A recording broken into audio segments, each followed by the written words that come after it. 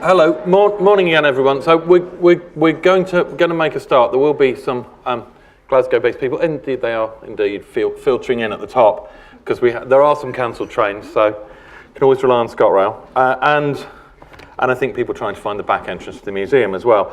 As I say, I'm Andrew Chitty. I'm the AHRC's Creative Economy Champion. Which is an interesting and entertaining title, but my role really is to work with AHRC and within the other, when we're working with the other research councils as well, to try and create better, more impactful and more sustainable relationships between creative businesses and the research community. But what we're here to talk about today is obviously the Creative Industries Clusters Programme, and I thought I'd just do a little bit of kind of intro, which is around the origins of this. Now, we will, myself, Alex, Dylan, when we do the Q&A on the panel, there will be a degree of repetition about today, and that's either because we haven't got much to say, and so we keep saying it, or I'd like you to entertain the point that we're repeating ourselves because there are some very core messages about this programme, which is about it being different from other programmes that the AHRC has run, other programmes in the creative industries that the different research councils have run. And the reason for that is the origins of the funding for this are quite different from the normal research council funding mechanism. So the funding for this comes from the UK government's industrial strategy, and specifically, it comes from the Industrial Strategy Challenge Fund. So there's been lots of interest in the creative industries over the emerging sector deal, which will be the industrial strategy component of UK government policy. So there's been, Peter Bazalgette's report and the implementation of that, what will come next. In that whole process, for those of you who followed that discussion in the creative industries, it took a little bit of a while for the creative sector to realise that actually the new money available in the industrial strategy was all in the Industrial Strategy Challenge Fund. By the time we had started to work with the creative industries very closely to address that, the medics and the engineers had already spent half the money. Not quite true, but they're very, very effective at doing that. So because this is industrial strategy money, and is therefore aimed at delivering economic growth, it comes with strings attached which are a bit different from those attached to research council funding. So even though this is a programme that is being led by the AHRC, the objective here is to drive economic growth through clusters, through R&D, and so businesses and collaboration with businesses are absolutely at the heart of this programme.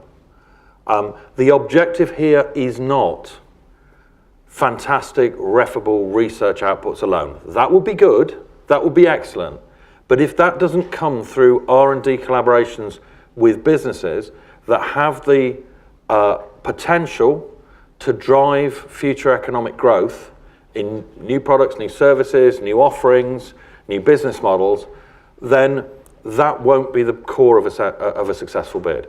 So we'll keep saying that, and we've run 6 of these briefings so far, and the need to repeat ourselves on this matter doesn't seem to have diminished over time. So we'll just keep on going until you're very, very bored with it.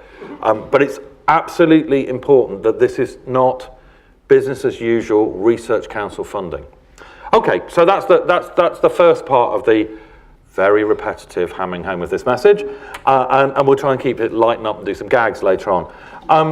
So just to orient you to how this is going to work. So we've got 2 excellent keynotes.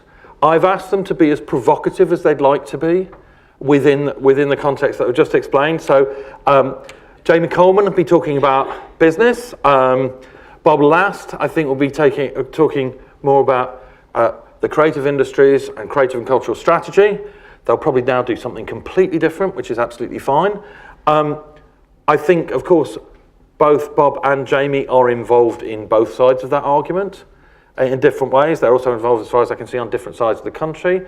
I think one of the things that we're very aware of is that because this briefing comes quite late in the sequence, there are already very active conversations about this program going on in the room. And after Alex, Vincent and I do the briefing on the call, and we take Q&A on that, we'll then have a panel. And I think it's a panel to test some of those challenges about doing a program like this, but also in the light of the conversations that are already going on. So that's slightly different from some of the other ones we've done, because in a Scottish context, I think the approaches and the potential for this program are already quite well developed, and we might want to kind of stress test those a little bit about what the scope of the program is, what the best design of a proposition is, and what the real challenges are, again, of bringing businesses into that conversation. So that's it for me for the moment. I'm going to introduce Jamie Coleman, who many of you will know as the co-founder and the chair of Codebase. I think the official line of Codebase is the largest incubator space in Europe, and obviously a key part within this city of driving a digital entrepreneurship and digital business culture that draws together the other potentials within Edinburgh and now increasingly across Scotland. So I'd like to invite Jamie up to tell us, hopefully, what he'd like this to do. Thank you. Cheers, everyone. There we go, it worked. I should stand here. Okay, if everyone can hear me, good morning. It's probably way too early for the mind-melting data because I'm outrageously geeky that I'm about to chuck in your general direction, but hopefully some of it should be vaguely interesting. So, something we all know, times are changing extraordinarily from not just from politics to society to technology, and we find ourselves in the middle of that. So what the hell are we doing here in this hideously ugly, brutalist building beside the castle? So it's got a nice view. So yes, we started in 2014, and we've grown 6 times since then, which is pretty extraordinary.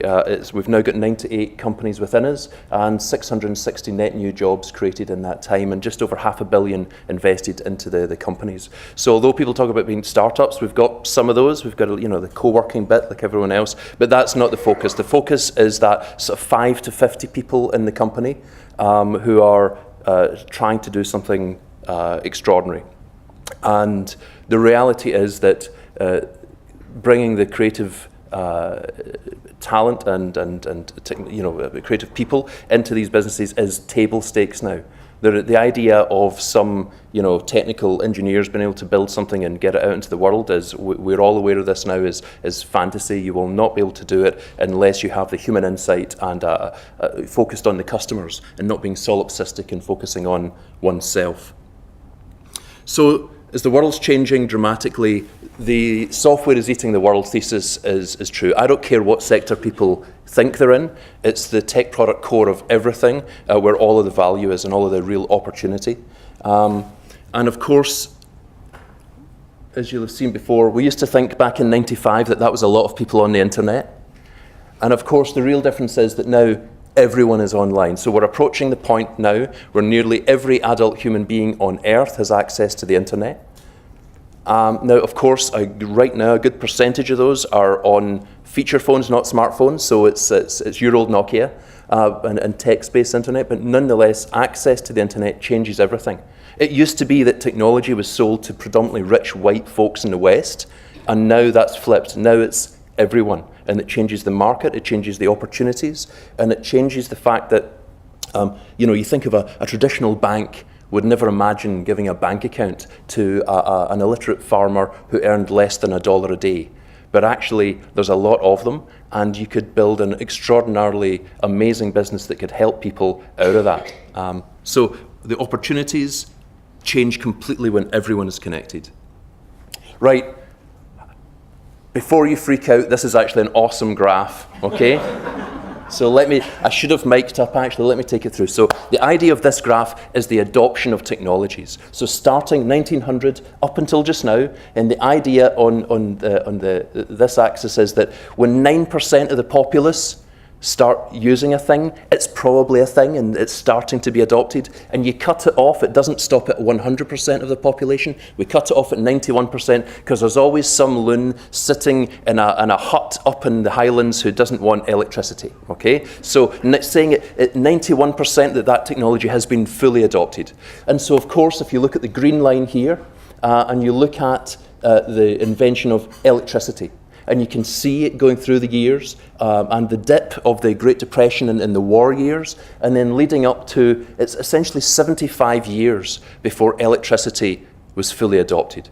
And see the green line coming down from the top? That's human lifespans.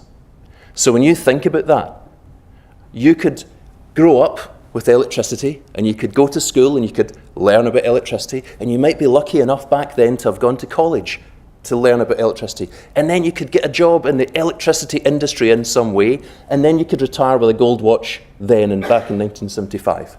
And of course, look at the red line of the adoption of the smartphone. It's instant. Adoption has gone vertical. So think about that.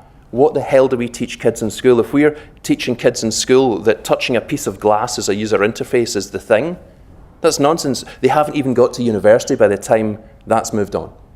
So these are massive challenges which we face, and if there's one superpower that we could gift to the young, it would be the ability to learn, and in fact the ability to know how they learn best, because the one thing that we know from this is that every one of us will have to learn over and over and over again as these new technologies and the pace of the adoption of those new technologies come through.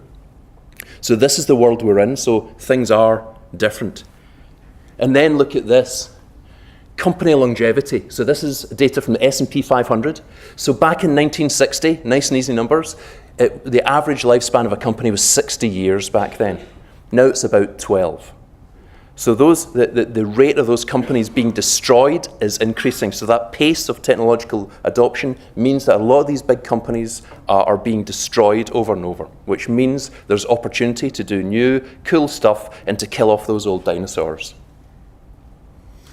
And here's the kind of stuff, you've all seen this stuff before, but it's worth bearing in mind when we think about those disruptive businesses, from Airbnb, not owning any hotels, to Uber not owning the taxis, and when's the last time you paid for a long distance phone call, and does anyone remember Kodak, and so on. We realise that those changes are extraordinary. And now one thing that I don't have a slide on, which is interesting, which is we all know about Moore's Law in terms of the pace of the power of chips. But the flip side of Moore's Law is hyperdeflation. And so when technology hits a marketplace, stuff gets cheaper. And but what's amazing is that you can see in all of these industries where tech is already disrupted that so many of the things that used to be expensive are now cheap, except for a couple.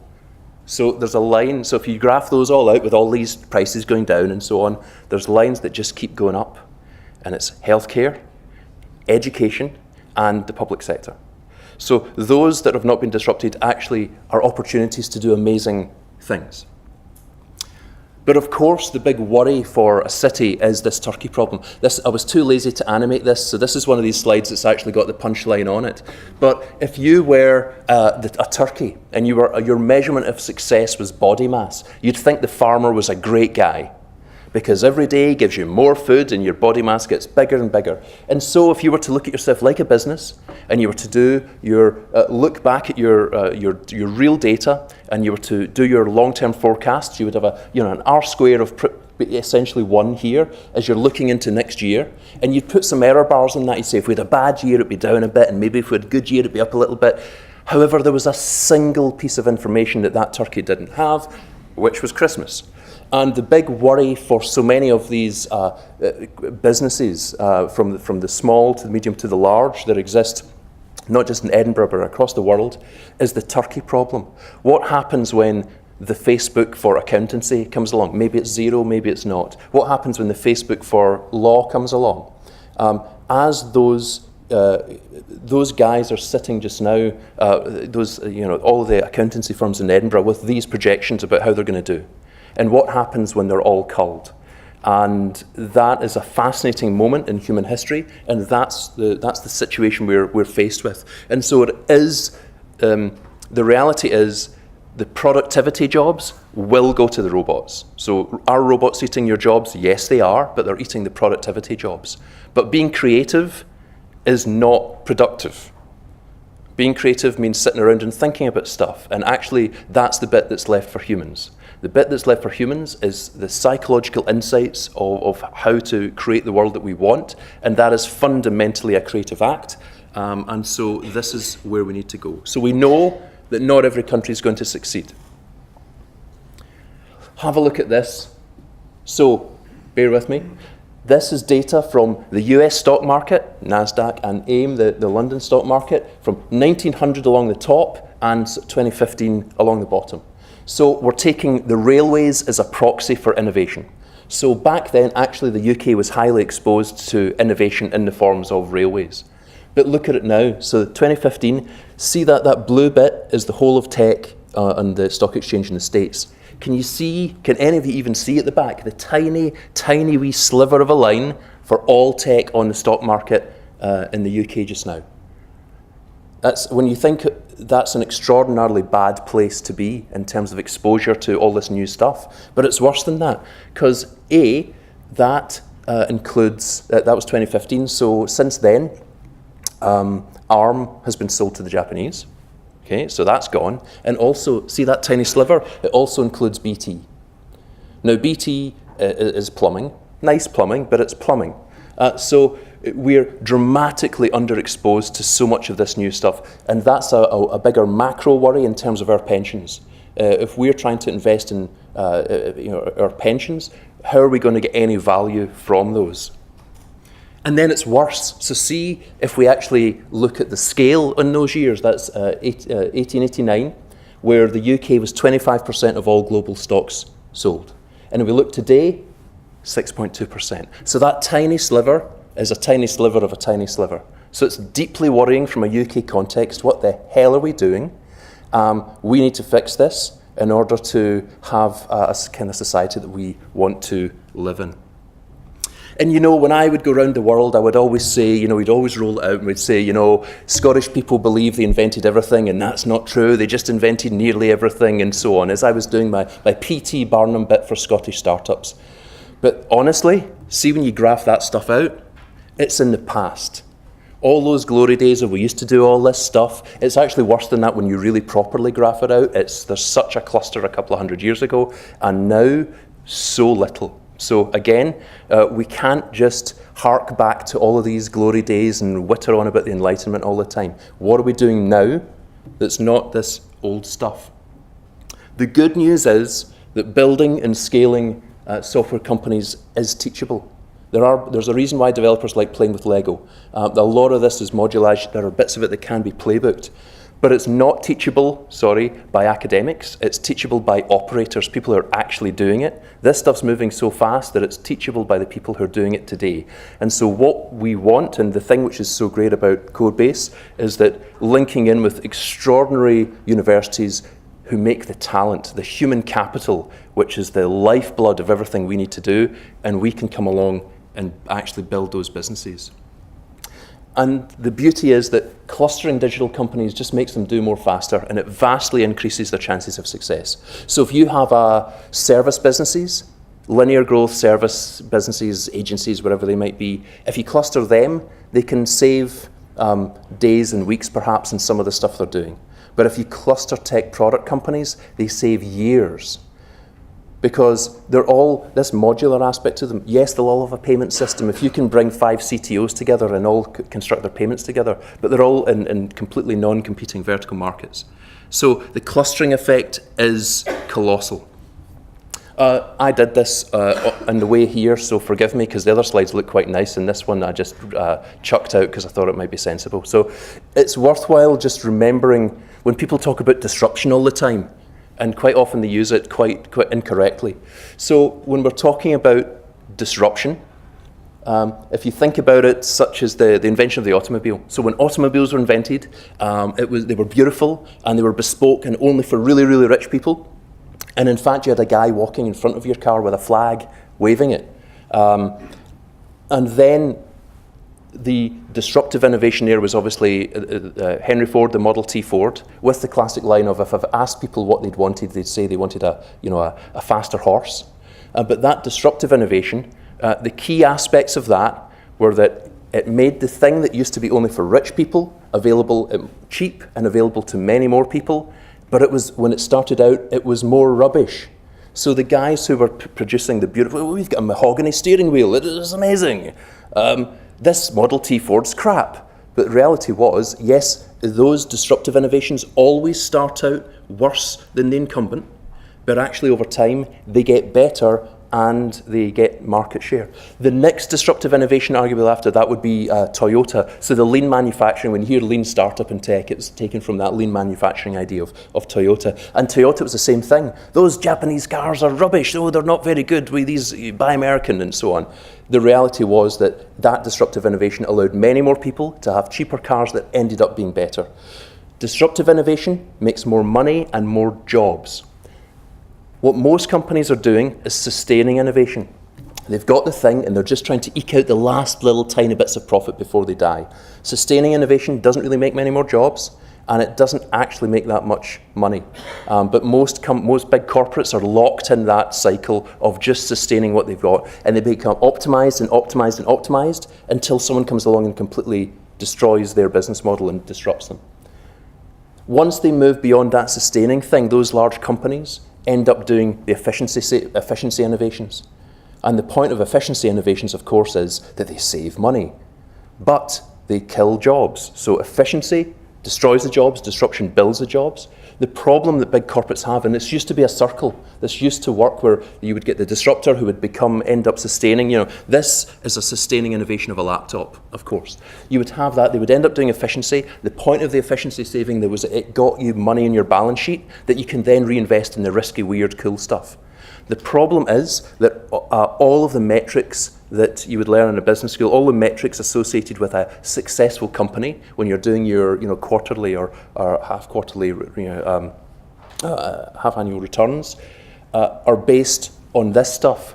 So a company only looks successful if they're doing the efficiency bit. And so those big companies actually can't innovate. That's where the new stuff has to come through.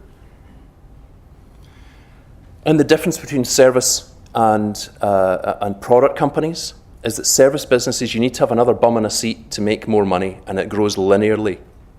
Whereas a product company can go from 1 to 1 million users online. And that's the opportunity to really do something extraordinary, and that's what we're trying to do in Codebase in Edinburgh.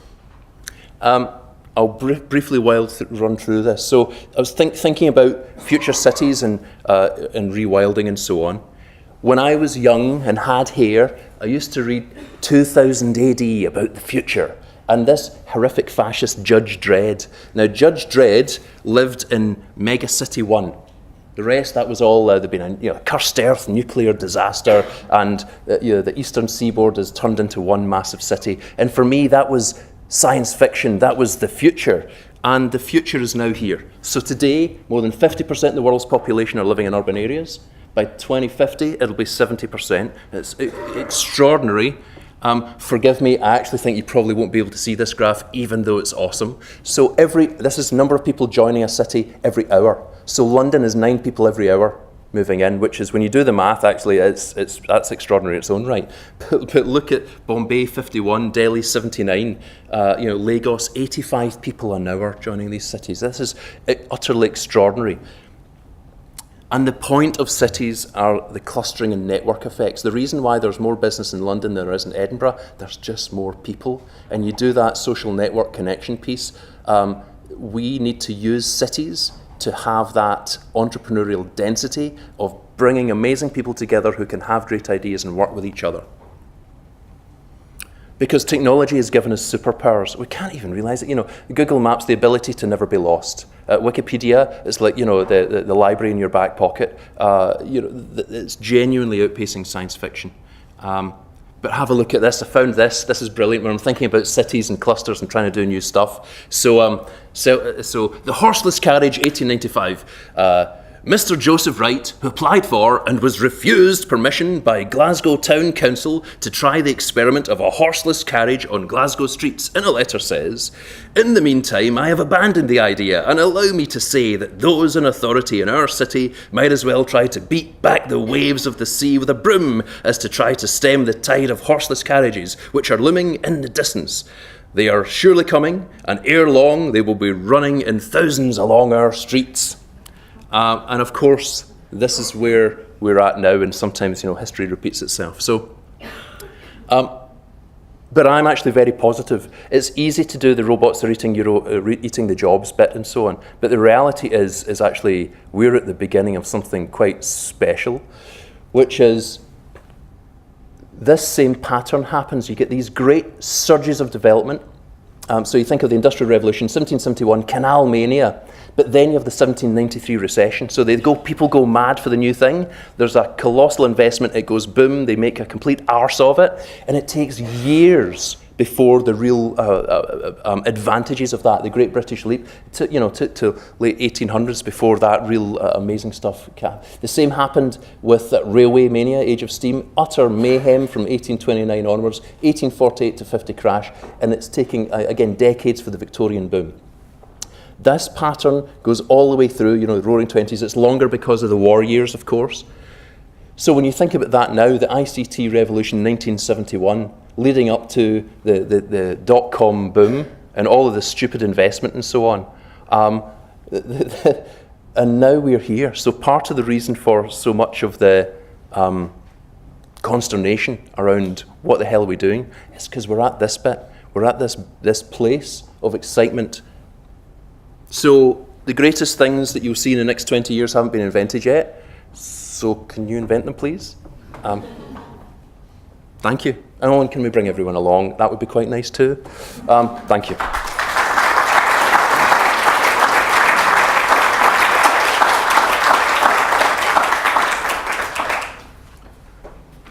Thanks, Jamie. I mean, so many ideas raised in there that are kind of pertinent to this. I mean, I think the reminder that we're in a dynamic, very, very dynamic sector of the economy.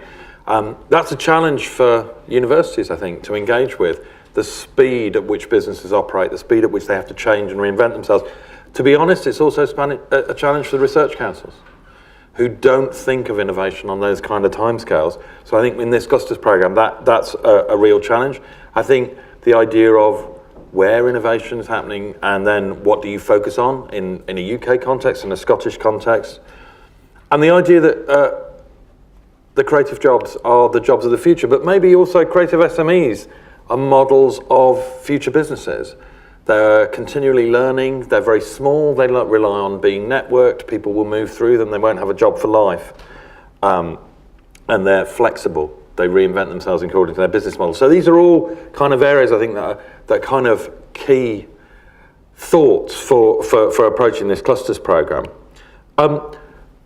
So then, our next speaker is Bob Last, who again, many of you will know. So Bob, I guess, had one of those careers through the creative industries that's gone through several stages and several different business models. Record producer, theatre designer, film producer, and now co-chairing the creative industries group with Fiona Hislop, working from practice into policy. So I think one of the reasons I wanted to ask Bob here was to speak to us about where that direction is going. So what is an appropriate policy for the creative industries in the Scottish context, and what does that say about what we should be thinking about in this programme? Bob.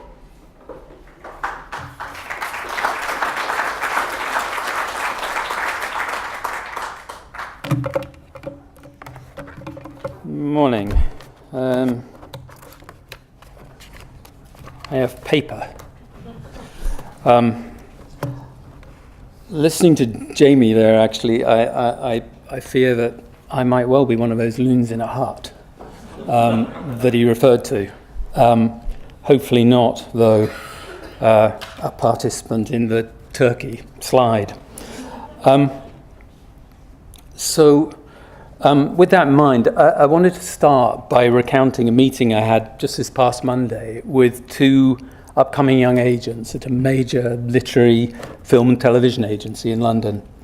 It was lit rather moodily through their glass wall of their office with the unearthly glow of the Saharan sands blown into London by Hurricane Ophelia. I was asked what else I was doing, which is the usual cue that agents are bored with what you're hustling them about. And when I told them I was preparing some thoughts about R&D in the creative industries, they perked up. But with this surprising thought, they had never been able to figure out how what they perceived as widespread talk about support of R&D in the creative industries could benefit their clients. This didn't sit neatly with my first thought about R&D, which was that the creative industries are R&D. It's what we do, but R&D is a kind of truism for us. But the creative industries is a construct that in its extended reach has still not settled in the hearts of every corner of the sector it seeks to encompass. And in terms of policy, this remains a continuing and ongoing huge challenge. And perhaps based on these agents, who I should emphasize were young and tuned in and definitely not, as I said, turkeys, that significant parts of the creative industries sit uneasily with contemporary constructions of R&D. I recently talked to Ben Thompson, who is the former chair of the National Galleries of Scotland and a partner at investment firm in the Leith LLP. And I discovered that we both used a very simple tool in thinking through our encounters with the creative industries. Sorry, I keep moving away from the mics, but somebody once told me I'm a kinetic thinker. If I stand still, I kind of go blank. So we use the same tool in thinking, which was any outcome is part cultural endeavour, part economic activity, and that theoretically anything within the creative industries and the cultural economy can be analysed to have a distinct ratio of the two imperatives, both in the motivation of any practice or business and in its outcomes. Analysing and calibrating this ratio is something that I explicitly deal with almost every day in my work on finance plans for feature films, where different incentives, soft money and hard money components all seek to invest against different ratios of social, cultural and commercial outcomes within the same project. Producers stack these different sources of money in a sometimes complex waterfall of rights and obligations, but their overall balance is often a clear measure of the degree to which a project is a commercial or cultural endeavour. And all of these activities in the creative and cultural economy, when taken together, create a fertile substrate for well-being, be it cultural or economic. And I would, for example, argue that the cultural strength of Edinburgh is a part of why those teams who work at Codebase want to be in Edinburgh. The cultural base of Edinburgh has been a recruiting tool for me, bringing people in from the globe. But from this perspective, I suggest there are all sorts of way stations on this sliding scale that illuminate the challenge the creative industries present to established R&D doctrine, a doctrine which frequently, explicitly or implicitly, embeds R&D in a narrative of innovation, intellectual property, investor readiness, venture capital, and exit strategy. For example, I've got here a list of the 217 Intellectual Property League's IP 100, sponsored by, amongst others, of Clydesdale Bank. In its very first paragraph, the introduction explicitly links R&D, innovation, and entrepreneurship. And interestingly, it does not see the need to include creative industries in its analysis of those making up the IP Top 100. The doctrine is, as far as I can tell, an export from the very successful commercial spin-out of research in the sciences. And as such, it's a model that deals with tangible incomes, is easily comprehensible, and is attractive to policymakers. Why not port it over to the creative industries? Well, there is a risk in that the creative industries are asked to reverse engineer themselves to fit, particularly outside the digital realm that Jamie articulated so well.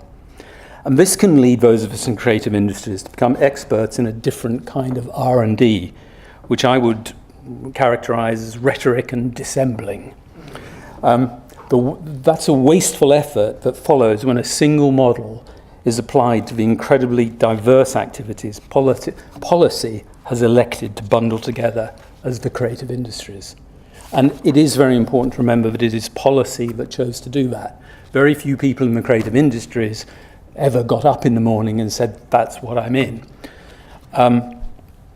So it may, in that context, it may be important to recognise that if you're an equity investor, in fact, much of the creative industries will likely never be investor ready, and that to attempt to become so might waste all parties' time and resources, and can even be destructive. In some cases, it may be more important for long-term success that a resilient creative business is contraction ready than it is investor ready. Mark Hudson wrote in the Daily Telegraph of the 2014 Turner Prize nominees, looking at their work, you get a sense that the old idea of making things that didn't exist before from scratch has really been pretty much abandoned. Now, Telegraph is probably not widely read for guidance in innovation, but the Turner Prize certainly sets out to lionize innovation at our creative cutting edge. And in this case, the Telegraph helps us to understand that the cultural dimension of the creative industries, content, is more a palimpsest than a tabula rasa. One reason why perhaps that R&D innovation IP narrative may not fit the full broad range of the creative industries. If cultural content and the cultural contextualization of entertainment is about appropriation and reuse and remakery, then that doesn't easily fit with IP ownership. The Birmingham-based artist Antonio Roberts posits this in an interesting way. Copyright, IP, he says, is not supposed to be a corporate welfare program. We grow up watching Disney, but we have to abide by their rules in responding. Big brands are part of contemporary nature. They are as much part of the media landscape as hills and valleys are of the rural one. But if we want to make our works inspired by them, we are stopped. So where does innovation driven by the creation of predictable IP sit with a non-linear cultural flux that's as much about projecting reinterpretations of the past into the present as it is about blue sky thinking? And let's not forget that, acting in a very contemporary fashion, utilizing the tools that come out of those incubated startups, for example, repurposing your friend's Instagram post to create a virally successful meme across the globe, that might all happen in a matter of hours, but it's still a reinterpretation of the past, albeit on a tight time frame. So perhaps innovation is the problematic term in the R&D framework and needs to be renegotiated. Perhaps copyright is a brake, not an accelerant. Maybe we should revert to the 14 years of protection Hogarth obtained for his engravings in the 18th century. Maybe we should get excited anew about the public domain. The advocates of the Creative Commons certainly think so. In a contradictory challenge, there are outcomes of industrious creativity that need authenticity in order to achieve both their cultural and commercial value. Outcomes that rely on and market individualized ideas of authorship, the authenticity of which is often intimately tied to a public perception of a refusal to compromise with the market. Think, for example, close to home, Irvine Welsh. In these cases, there are multiple factors mitigating against conventional models of R&D embedded in investment-ready narratives. Authorial control, not bending to market, which, whilst creating star value evidenced by commercial impact, mitigates against, say, an exit strategy. Corporate brand value can circumvent some of these difficulties in the contents area of the creative industries. For example, Disney and the BBC, but increasingly such brands are global, and while I'm not suggesting we throw in the towel, they do require access to investment on an enormous scale. The question I'm asking is, how do R&D clusters engage with content as well as platforms, logistics, and data big and small? How can R&D clusters deliver for those elements of the creative industries whose measure needs to be vector rather than scalar? Craft in the 21st century is often high-end, high-value, networked, selling goods globally, yet based on foregrounding the local and the rural, those loons in huts. Craft also foregrounds the non-scalable labour of the individual, both digital and physical. A further twist being that in some circumstances, the older the technique, the higher value the outcome. But it's nonetheless an inherently creative industry. Another location where the construction of value is tied to authenticity in ways that are not easy to fit with the R&D IP innovation narrative. However, it does seem to me there must be some specific opportunities here in Scotland to look at the power of this uncentered cluster. Can presumptions be overturned? In the Scottish context, I sometimes wonder if this extensive rural fabric is the cultural precondition for those all-important, thriving metropolitan centres. Perhaps it can be part of the future rather than the troubled periphery of the centre. My first career was actually known as my second, sorry, I remembered Andrew reminded me. I was theatre designer first. My second career was in popular music. And we did our R&D in public, whether in live performances or cut onto vinyl, and all without a sniff of public sector or academic engagement. Although I think actually some of the people I work with were familiar with the former Dole office now occupied by Codebase. So perhaps there was a public investment. If memory serves me well, I secured, I obtained an unsecured loan from the Bank of Scotland for £400 in 1977, something that could not be done now. And on reflection, what was interesting then was that, as I'd suggested earlier, my first thoughts, we were R&D. R&D was something that our audiences sought out and were prepared to pay for. On the other hand, I don't know, is anyone here old enough to remember prog rock? Yeah, a few of you, some of you might admit to it. I'm not sure that we can blame R&D for prog rock, but we can certainly blame innovation for prog rock. So that might explain some of my ambivalence. Popular music, though, is inherently a mashup of what has gone before.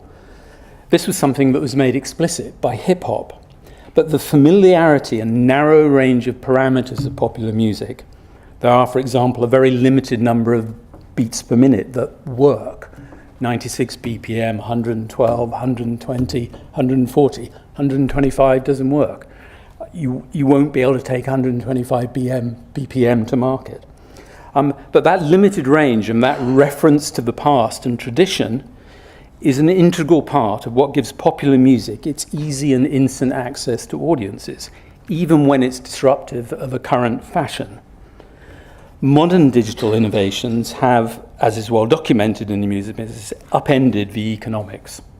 But different digital innovations are now also threatening to destroy the very same golden thread of popular music that new platforms rely on, as a number of recent copyright lawsuits based on algorithmic analysis of music demonstrate. They have tightened the copyright noose, and that threatens to destroy those same creative energies that create the successful music. So again, we have an area of commercially successful and export-intensive creativity that is perhaps challenging for the R&D model to engage with, and where digital innovation may not always be positive. The DJ is a music staple. Some are incredibly successful generators of economic wealth and cultural trends, and the DJ model is a useful route into understanding a wider array of contemporary creative endeavours. But what in an R&D narrative is it that a DJ does? I think perhaps there's a hint here of a problem with the linearity that available constructions of R&D and the doctrine that is currently embedded in implies. I've talked in little detail about content in different media and circumstances. I've not touched on creative services, design, advertising, architecture, but these too provide challenges for the R&D model. Finally, although I'm speaking for myself, not as co-chair of the Scottish Government's Creative Industries Advisory Group, I want to reference an issue that came up at the very first of our meetings in the context of engagement with academia, risk and its partner, competition. Any cluster that doesn't listen to and factor into its practice and structure how the outside views and experiences risk and competition will be dead in the water. These issues loom especially large for the precariat and micro businesses that for now make up a huge and often unmeasured part of the creative industries. Their industrial creativity we must not fail to encourage and capitalize on. They may create the next behemoth. From a non-institutional point of view, one great value of a cluster is that it might ameliorate risk and therefore permit more in our R&D. But what does that mean in the context of content? And how do you share and compete at the same time? I have to admit, I don't know what the answer to that question is. It's interesting to me that in the digital realm that Jamie talked about in hubs, I think those entities do manage to solve that riddle of competing and sharing at the same time. I think for content businesses in the creative industries, that's more challenging, partly because it's more difficult to define how you're different clearly from the other person telling another story. The areas are grayer, and that may be why it's more difficult to solve that riddle. There's something there that is a challenge, though. In every day in a commercial creative company, you jump off a cliff and hope your wings will work. And I know that often being an academic does not feel like a privilege. Certainly many of you spend quite a lot of time complaining whenever I'm having a chat with you. But it is a privilege. Academia is a privileged circumstance to think within. And the structure of any cluster's engagement with business, which Andrew has made clear is so important to this initiative, must negotiate this imbalance. So, although there's no doubt that the customary R&D narrative, an odd phrase, thinking about it, somehow there's something wrong about traditional R&D. So anyway, there's no doubt that that R&D narrative embedded in that startup, IP, exit strategy narrative works with great success, as Jamie articulated. There is evidence of market failure, if you will, elsewhere in the creative industries. And if this opportunity is to really be a creative industries opportunity, it needs to do the difficult thinking. It needs to take the road less traveled, which is surely inherent to any good conception of R&D. Thank you.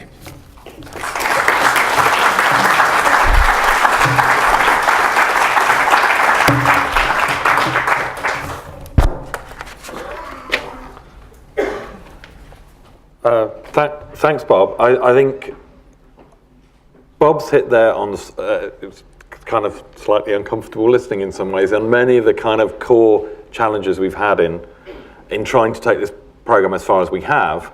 The good thing about these events is this is the point where we hand it over to you guys to solve those problems rather than try and solve them ourselves. But the idea that creative industries are R&D rather than that R&D sits within them in some way, the relationship to those models borrowed from the sciences, the relationship to the digital industries and the models of innovation there and how we best combine them, but also do the difficult work of thinking how they're different and they're distinct, how we encourage risk. So there's a big challenge for us, how do we ask you to take risks in this and then make sure we've got an assessment process that doesn't kill that through the process? That's always a tricky one. I think we've tried to negotiate some of those, so it will be interesting to see if we've taken up some of the challenges that Jamie and Bob have given us as we do the briefing. And I'm hoping that at the end of it, that we may have sat down with some strange bedfellows to develop this program, that hopefully we've come up with something that's about R&D that isn't too much rhetoric and dissembling. It's a phrase I would definitely use in the future. We'll take a break there. You can be the judge of whether we are R&D or rhetoric and dissembling. After the coffee break, Alex and I will try and brief you through what we're actually expecting. Rhetoric and dissembling is B. I'm sorry, you've got to have expressed it in a... That's where you should have used slides, Bob, you see. You could have done it as a design right.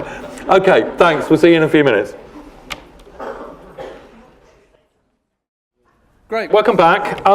So this is the bit, this is the, what is it about the £50 million that's brought you here this morning bit. So there's two parts to the kind of way we're going to do the briefing. So I'm going to talk a bit about clusters and try and indicate what we think, what's led us here about clusters, something about the background to inform you hopefully where we're thinking on that. Then Alex is going to be more explicit about, very explicit in fact, about what the expectations are of the competition, and perhaps drawing out some of the key messages out of the documentation that you've no doubt all read many times because it's a beautiful document. So, creative clusters. So, as I said at the start, and actually, interestingly, I think reflected in both of the talks that we've had, is that the background to this is the industrial strategy, and particularly the Industrial Strategy Challenge Fund. Now, one of the things about the Industrial Strategy Challenge Fund is that it in many ways reflects the state of thinking in policy about what R&D and innovation is. So when the government produced the Green Paper on the industrial strategy, and that's leading to a series of sector deals, but prior to that had announced where the money was, which was in a challenge fund to be managed largely by the research councils and by Innovate UK, who of course will also be coming together by next April into a single body, UK Research and Innovation. So I'm sure for those who work in either academia or in the creative industries, you can imagine what fun it's been to get a group of organisations with slightly different principles who are being told that 6 months from now they'll have to collaborate, and you lob £4 billion of new money over the fence, and everybody plays incredibly nicely.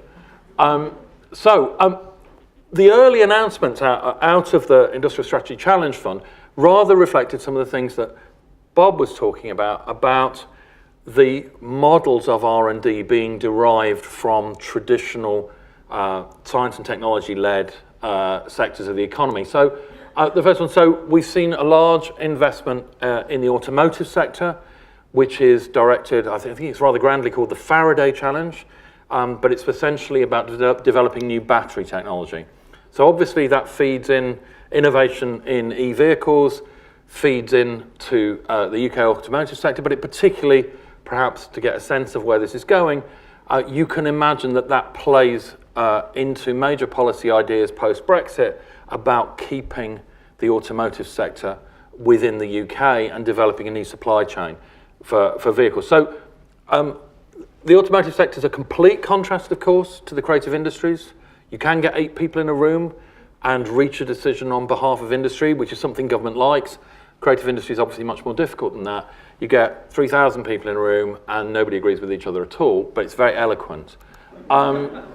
We've also seen investments in remotely piloted and autonomous vehicles for dangerous environments, for which I tend to read the oil and gas industry. So again, a very technology-led approach, AI, machine learning, autonomous vehicles, and substantial investment in supporting the pharma industry to develop new and more rapid development processes to introduce drugs to market.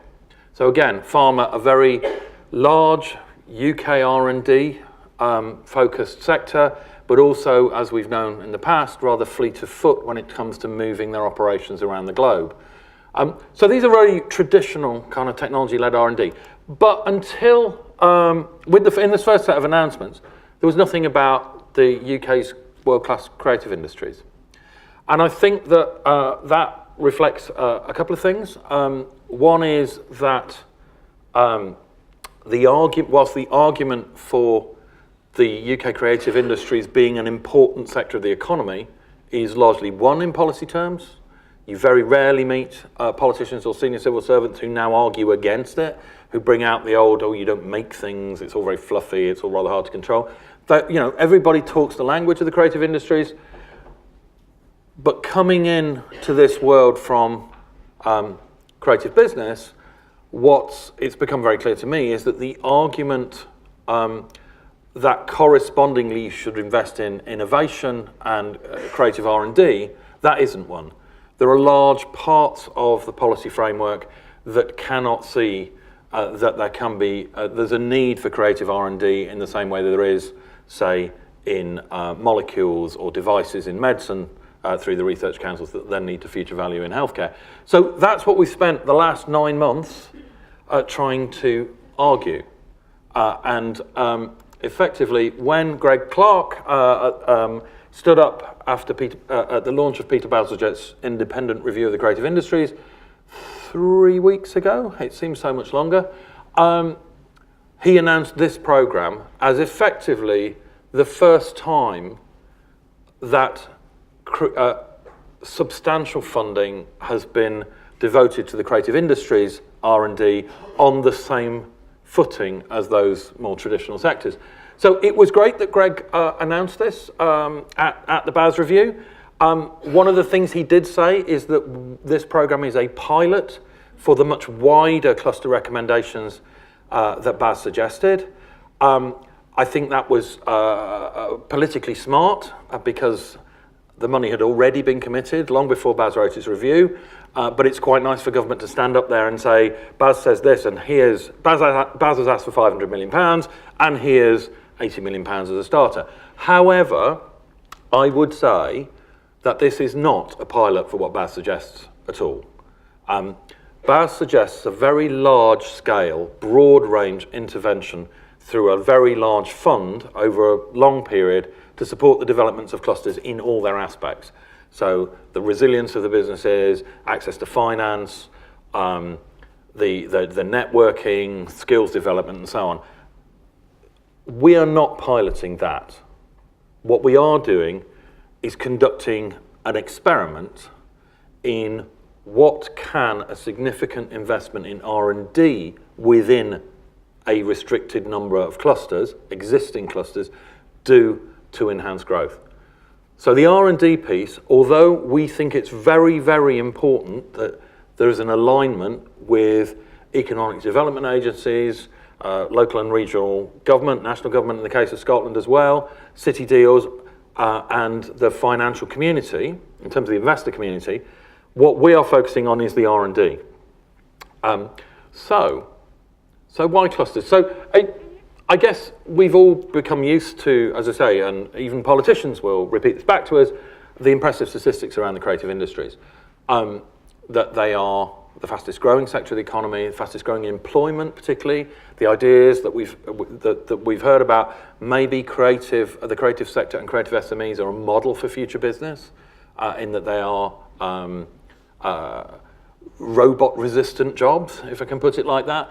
But also the idea that the creative industries could contribute to the development of regional economies and serve the wider policy aim of rebalancing the economy from its concentration on the southeast of England. So we've all become used to doing that, and effectively clusters seems to be widely accepted as the vehicle for doing so. So I suppose one of the reference points for this is the work that Nesta have been doing over the last 10 years nearly, since their first clusters report, where there were 9 clusters they identified. This is the Geography of Creativity in the UK, which was a report developed by Creative England and Juan and Hassan at Nesta, which identified a whole series of clusters, across the creative industries. We've seen similar kind of work from the digital sector. So I would say, because people asked in the break, do we see this as a focus on the digital sector? No, I think there is a digital economy and there's a creative economy. They overlap, they're not the same. But similar emphasis on clusters because of the idea that businesses grow faster when they cluster together, not just because they're occupying the same space, but because they trade with each other, they compete with each other, and they develop a workforce together, as wide as contributing to the culture in that geography. And this is the map that I'm sure you'll all be incredibly familiar with, or maybe not. So this is the Geography of Creativity report, which identified 47 clusters. So this is analysis by Nesta of ONS data within travel to work areas and trying to identify those areas where the creative industries, as defined under the DCMS definitions, cluster together and represent or have an over-representation within those economic geographies. It's good being in Edinburgh because obviously Edinburgh and Glasgow appear within those kind of clusters maps. But obviously, this data is very largely aggregated across all the creative industries. So there are some notable exceptions. So it doesn't pick up the games cluster around Dundee, which is obviously something that people in Scotland would expect to see. It doesn't pick up Birmingham at all. So we had a very interesting event in Birmingham where representatives of the new we had Andy Street, the mayor, the new mayor of the West Midlands, launched that event, and they are very keen to produce a series of reasons why Britain's second largest city doesn't actually appear in this, despite its wonderful creative economy. One of the things we decided to do was to work with Nesta to kind of inquire into that data a little bit more. So before I go on to that, I'll just talk about the Nesta definition of clusters seems as good as any that's currently around. So there's three features that they've drawn out. So a geographic concentration of creative businesses and workers. So it's very important to us that when you are thinking of clusters, you are thinking of clusters defined by where the businesses are, where the economic activity is, not just where the research strengths are. Now that's actually possibly not such a division in Scotland as it is in some parts of England, where you have very strong research strengths which actually sit outside recognised clusters. But the important thing about clusters, so creative businesses and workers, so the workforce that these businesses share is key. But it's not just, as I said, that they're in the same geography. The important thing about clusters is that these companies interact with each other. So they're in similar value chains, they collaborate, but they also compete with each other. So it's a very dynamic business growth environment. So think about clusters of industrial or economic activity or creative activity rather than just where you sit as institutions. However, Nesta also point out there are key other institutions that enable clusters. And one of the most important of those, and the one that's probably within every cluster, is the activity of the higher education institutions. But there are also key cultural institutions. Cultural institutions are really important. So when I say creative industries, or we say creative industries, please accept that we include the cultural industries within that. The reason for that is we spend a lot of time in the Department of Business, and if we say creative and cultural, they say, can you do creative and don't do cultural? We don't like that. So we just accept that they are intimately bound up, and key cultural institutions can act as condensation points for creative SMEs. Very importantly, they can introduce audiences, they have opportunities to try things out. There are other organisations, trade associations, government bodies. So in England at this point, I normally say something nice about the LEPs, the situation, those roles in Scotland, whether it's the City Deals, whether it's HIE or Scottish Enterprise, they're very key to the development of clusters. And the other thing that Nesta point out, and we accept, is that clusters come in all sorts of different sizes and shapes. So Alex will talk about this more, that our approach in this programme is to reinforce success in existing clusters. So that's a pragmatic decision. It's not that we don't think that clusters are in different stages of development. It's that having managed to argue for mainstream R&D funding from UK government, we've got one shot at this and we don't want to cock it up. So it seems most likely that we'll be able to measure our experiment best by putting investment into clusters where the existing relationships are already strong, rather than building those relationships. But they do come in different sizes and shapes, and particularly important in that, I think we see, is the role of intermediary spaces, intermediary organisations that connect business to academia. There are some of those in the room, I think, you know who you are. But those organisations that can bring the parties together are very important, and so are the spaces within which people can be brought together. Sometimes neutral spaces, they can be hubs, they can be incubators, they can be co-working spaces. So those are different in every cluster, and one of the messages we want to get across to you is, whilst this briefing is about giving you broad guidelines, what you want to do, why you want to do it, and how your cluster is configured, is for you to tell us. We're not going to tell you. We can't, because only you know it. But the good thing about that is we'll know it when you explain it to us.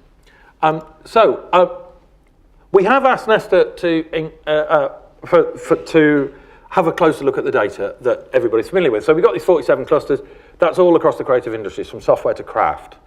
So what Juan and Hassan have done for us is gone back to that data, and we wanted to look at it as if it was cut according to the different subsectors. So a bit of a different level of granularity, and would that reveal some different patterns? So all the creative industries, so that's that familiar map on the left-hand side, which is basically blue is cold, red is hot. The cities indicated are the top 10 travel to work areas in each of those categories. So number of businesses on the left, employment on the right.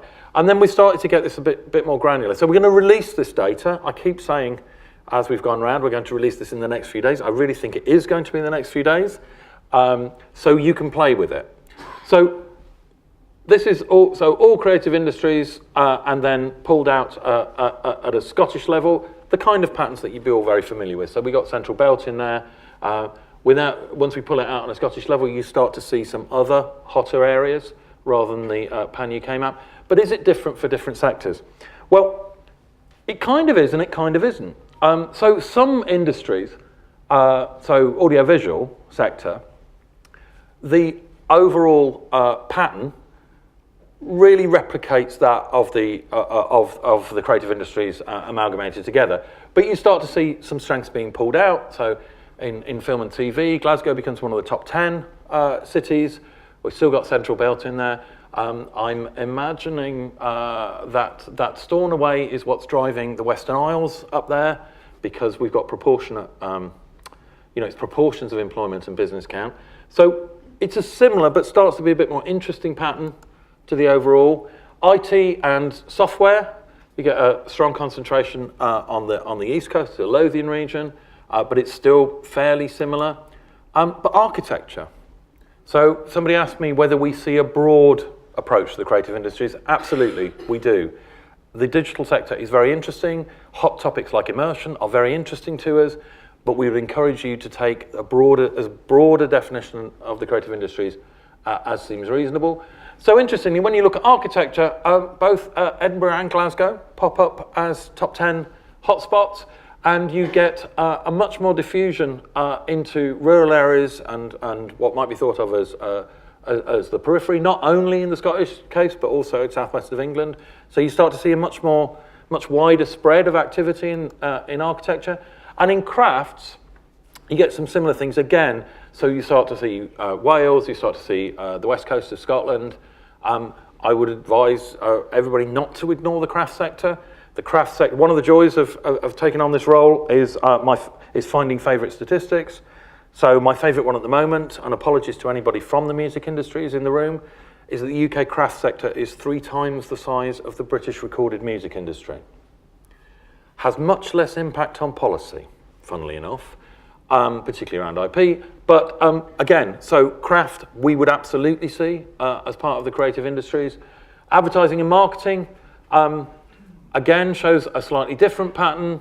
Design is more generally widespread, so interesting. Again, the pattern in Scotland is different in this ONS data. What we want you to use this data as is use it, look at it, see if it's useful, see if it can support some of your arguments. If it doesn't support some of your arguments, please tell us why you believe you've got a cluster that isn't reflected in this data. One might think of that as the Birmingham strategy. But it also, to be honest, it's a baseline for us. So if people are saying they've got a world-class cluster based in this sector, at least we've now got a little bit better data to go, really? That's interesting, tell us more, because it doesn't look like it from us.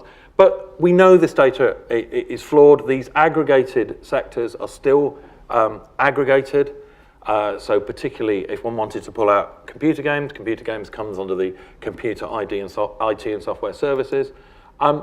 Interesting one for me was museums and galleries. Museums, galleries and libraries, one of the most widely spread creative industry sectors across the UK. Similarly, publishing has a dynamic that shows up some interesting patterns that you may want to take account of. Music, performing arts and visual arts, so that's interesting, pulls out Glasgow and also pulls out Lothian. So we'll put that data alive, please use it, we'll be using it, and it will be interesting. It doesn't preclude you from making any arguments about a bid, but hopefully it informs it, and it gives us something to measure against. So Baz, in his report, as I say, took a much wider approach to the idea of clusters and a much bigger support programme. And he pulled out 3 reasons for supporting clusters. So one is providing a stimulus to regional growth. So, as I say, this is UK industrial strategy money. There is a how shall I put it, tendency within UK government to I nearly said faction then, but which might be true, that one of the important parts of the industrial strategy is not just regional growth, but regional growth outside the southeast of England. So that's the context. The other reason to look at clusters is improving productivity through increasing the density of the businesses in the cluster or growing the businesses in the cluster. So that's the kind of how you deliver the economic impact. So again, I think this is getting closer to what we're trying to do. But there are other actors, some of them in the room, whose role is that. So what we should be doing is thinking about how R&D can lead to that. And then Baz also pulled out this third reason for doing it, which is developing a tailored talent and R&D pipeline for each of those regions or clusters through better links between education and industry. So that is very central to what we're trying to do. And the interesting interaction between talent pipeline and R&D is something that I think we'd be very interested in people articulating because they know their clusters better than anybody else. So that's the kind of cluster context, and then I'm going to hand over to Alex to talk about the actual programme and the money. Yes, that gets everybody's attention, doesn't it? The money. Oh, it is a very nice, easy clicker, isn't it? I don't have to think which way I'm going. It says next. I like that. So be kind to me. This is my day 7 in this role. So I am very new to Arts and Humanities Research Council, although I've spent a long time in the research councils and in fact was the cross-council lead for the Industrial Strategy Challenge Fund. So I'm very aware of where this money has come from, and I will try and really drive home that this is different for the research councils, and this is new money being delivered in a very different way. And as Andrew said, it's probably going to be a bit key message bingo, that I'll repeat things several times. When you get a full house, let me know. So what are the aims of the Creative Industries Clusters Programme? And to be honest, you should know quite a lot of this because this is in the call document, and I'd expect that you'd be able to almost recite it in your sleep by now. But this really is about growing the creative industries, and we are talking about creating new products, new services, new experiences. So it really is about making sure that we are creating something new here, and it really is, and we're not apologetic about this, it really is about economic impact. That's what we want to see as one of the outcomes from the investments that we'll make through this programme.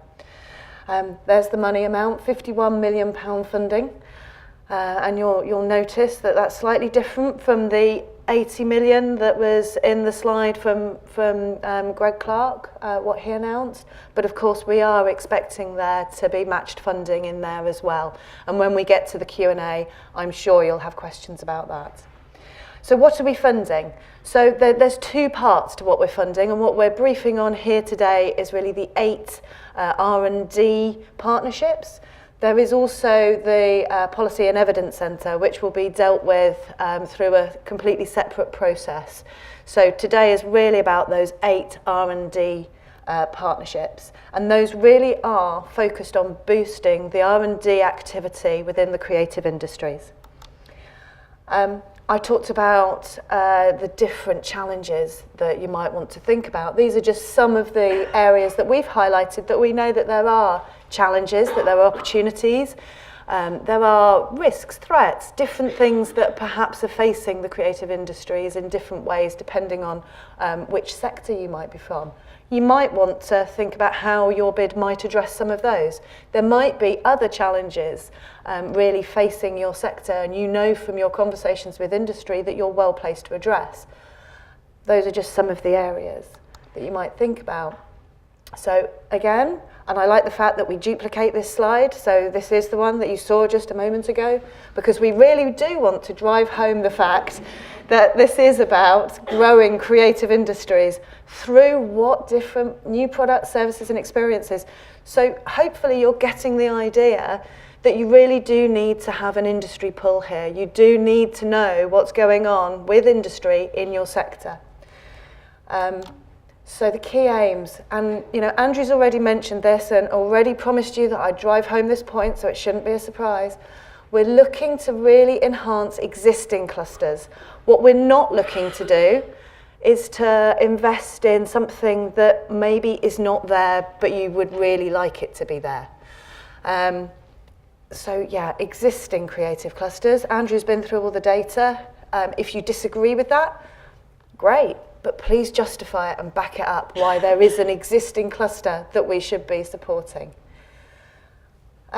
Challenge-led, you'll notice that comes along strongly here as well. And I'm repeating myself, I know, but we really do want you to have conversations with industry. This money is really about making sure that we are creating UK economic growth. So yeah, that is that impact word again.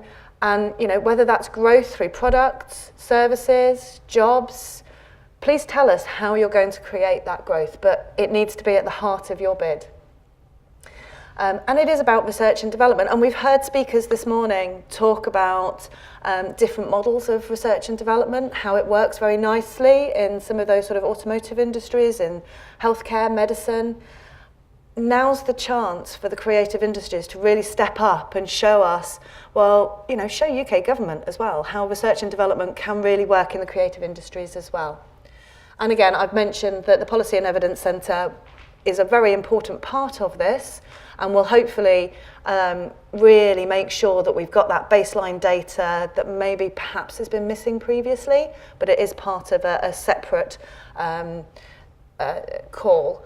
But hopefully, as these new clusters go along, they'll be able to draw on some of that evidence to really show the impact that they are making. So key features.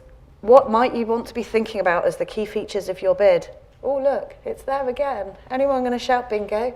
So existing creative clusters, please, use the data, show how this is really going to enhance what is there. This isn't about creating something new. We've probably got other calls that might be able to do that. Challenge-led, make the case. If you do think that there is something there, then make the case that there is this real solution that you can give to this challenge. Hosted by an HEI, yes, they'll be filling in the application form, but actually it's also the really successful bids are going to be as much about the other relevant partners that are being brought in. And note that word relevant. We're not looking for, shall we say, a DTP style bid, which might bring together as many HEIs in the area, because that's the way we can spread the money around. What we're really looking for is the right expertise that is going to address that particular challenge. So that might be, yes, obviously the lead HEI, where the money is going to channel through, but then think about the other partners. Who has the expertise? Who are your industry partners? Who are maybe, and again in England we'd talk about the LEPs, but can you get Highlands and Islands Enterprise involved? Can you get Scottish Enterprise involved? Is it relevant to have them involved? Well, that's a call for you, but you know, do make sure that you're thinking about all the different partnership bodies that you could have in there. And we do want them to be collaborative. This isn't about coming up with a highly academic proposal. It is about working, co-producing with your industry partners, with your other partners in the bid, to think of what that innovative R&D program is going to be, focusing it on new activity.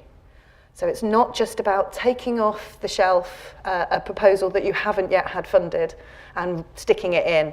This should be something new and something exciting. Multidisciplinary, well, yeah, we're the Arts and Humanities Research Council. Doesn't mean that we want you to bring together a room full of philosophers and historians, although please do if that is actually going to be the way to address the challenge. Please bring together the relevant disciplines.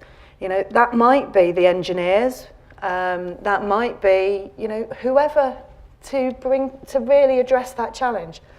Personally, with a, you know, AHRC hat on, I'd quite like to see quite a lot of AH stuff there, and we'd hope within the creative industries we would, but it should be down to the right expertise to address that challenge. And yes, dynamic. And I'd hope this sector would get that anyway. You know, make sure there's a clear challenge, make sure there's a clear approach on how you're going to tackle that, but we do understand it will evolve over time. So yeah, when we're not thinking it's all going to be the same from day one. You know, when I was working with the ISCF team, we spent a lot of time about a year ago trying to work out what was a challenge.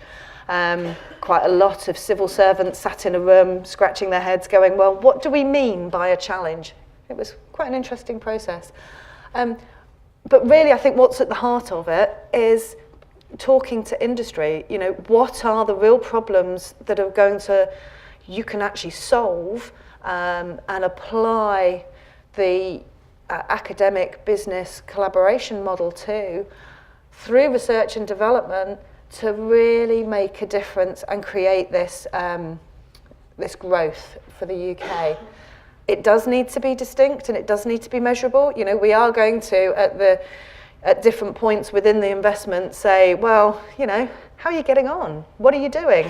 How can you show that you've actually created that growth? We do understand, though, that it is difficult in some sectors to measure things. So we will be making sure that we work with those successful bids around the evaluation as well. So key points, and I might repeat myself again, and I'm not apologetic for that.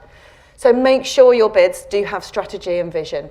You know, what are the real strengths of this particular cluster? Why are they going to be a really good investment for this money? You know, we do have limited resources, unfortunately, so there are only a few that we can invest in around the country. Make sure that you're spelling out why those partnerships are really a strength to that cluster and to the bid. You know, don't just add names in because you think they're going to be really impressive to us. They should actually have a purpose on the bid. Don't forget that actually this is all about collaborative research and development. We are looking for those new products, new services, new experiences that are going to give us that growth for the UK economy. Do detail the programme of activities that you know you think you're going to be doing. And a clear rationale for those. Why is that going to address the challenge? Do make sure that you're spelling out all those different partners and why they are actually relevant. And leadership, and this is a really important point. You need strong leaders to make sure that actually you're going to be delivering what you'll say you're delivering. So, you know, somebody who is really going to kick people up the backside to make sure that things are getting done. So not just those really great thinkers. And you might have spotted in your call documents that actually the director of the clusters does not necessarily have to come from an HEI, and that's a bit different for Research Council funding. So if you haven't spotted it, I have said it. Key dates, and I think probably the one that is foremost in everyone's mind is that deadline to get in your statement of intent, which is actually the 27th, so not many days away. That's the end of next week. And then obviously going through all of these dates, which I'm not going to go through in great detail, the other key one is it is quite a fast turnaround. So this time next year, all these partnerships will start. So that's quite a tight turnaround for some of these things. But commit those dates to memory. And a final thought.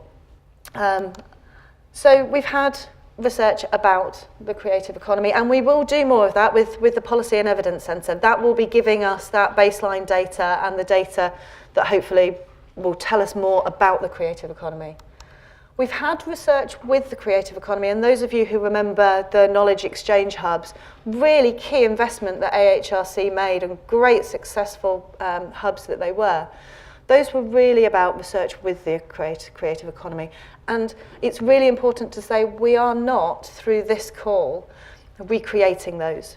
Those were really important. They did some really good research, but this call is not about that. This call is about research for the creative economy. So how do we build those creative industries? How do we get the growth for the UK economy? So please don't put in bids that are about research about the creative economy. You might want to think about whether you're best off bidding for the Policy and Evidence Centre. Don't think that we're just recreating the research hub, the knowledge exchange hubs. Do think innovatively and think about how we can do this research for the creative economy. Which segues us nicely into, I think, the Q&A session. Andrew's going to come back up and chair this, but we've also got Dylan as well, who is there, also from the AHRC team, and we're going to take some questions. So this is the audience participation bit. Okay, so hopefully that's provoked some of the questions that you want to ask us. So who wants to start? I normally think Glasgow's a tough crowd, but you lot kind of... Everyone's stunned. It's all completely explained? Yeah. Right, okay, sorry. Up there in the middle, are we doing mics? Are we... Yeah, no, it's good. Oh, sorry, we need the mics because we're recording it, so thank you. And it'd be helpful if people could say who they are, where they're from as well.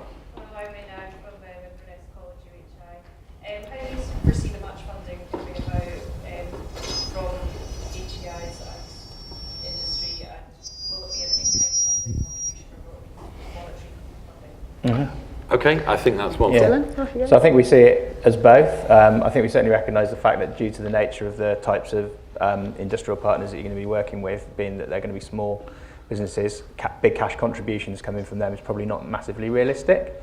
So another aspect of the programme obviously is direct funding to companies as well. So I mean, it would be a bit strange if we're saying you can pay them, but they also expect you to pay them back. It's a bit of a weird dynamic. So certainly in kind, but if you can manage to leverage some cash, that would also be magnificent. I think we might expect to see cash coming from larger organisations that are perhaps involved with it, that are making fair profits off the R&D that are happening. I think, leveraging, we're seeing it rather than match funding as a leverage funding, so you're actually using the programme to leverage funding from other sources as well. So I think that's a sort of key distinction in the way that we're looking at the funding on this particular programme. Perhaps a couple of things to add. I think we, alongside, whilst the bids are being developed, we are working on a kind of UK-wide partnership programme.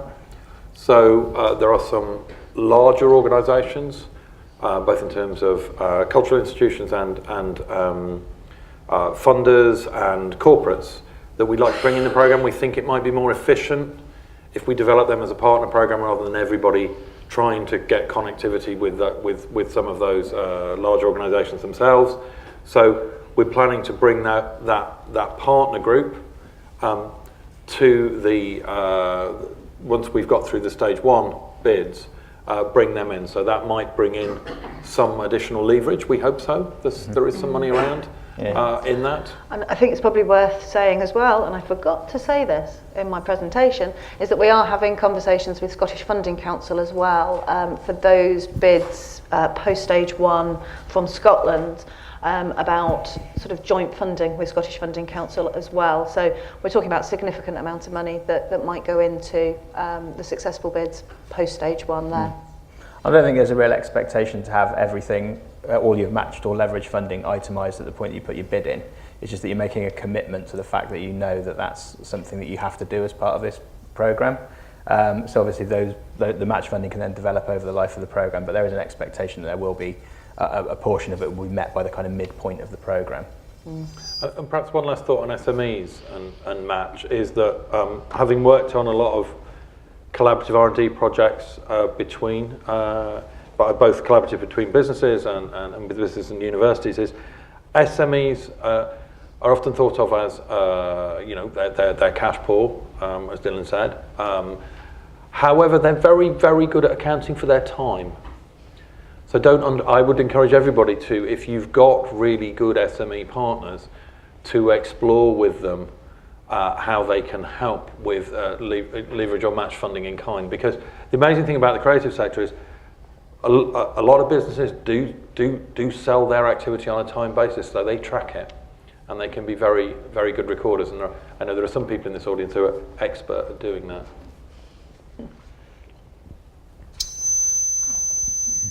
Hello, my name is Julie Craik. I'm helping to coordinate the Tay City Steel creative bid as part of the whole Tay City Steel group. We're obviously interested in opportunities for collaboration, but I'm particularly interested to know how you expect, say, a rising IP to be handled in these bids. I mean, being involved in European projects, obviously IP tends to have to be made publicly available. I'm just wondering what the approach that's expected, please. Yeah, well, I don't think we're looking at a kind of one-size-fits-all IP approach. I think obviously the dynamic nature of the industries and the fact that different sectors work in different ways.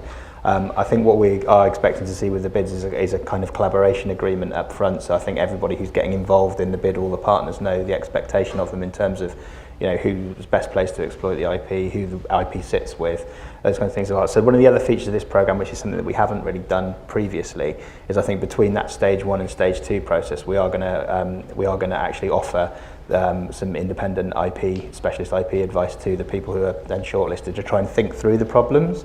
Then they're not going to prescribe solutions to you on how you do that stuff, but what they are, they'll work with you, with the partners that you got involved, and try and think about some pointers for how you actually handle exactly those issues in the most sort of productive possible way. Because ultimately, I think what we want to see out of this is some IP which is exploited and it is commercialised or whatever else you need to do with it.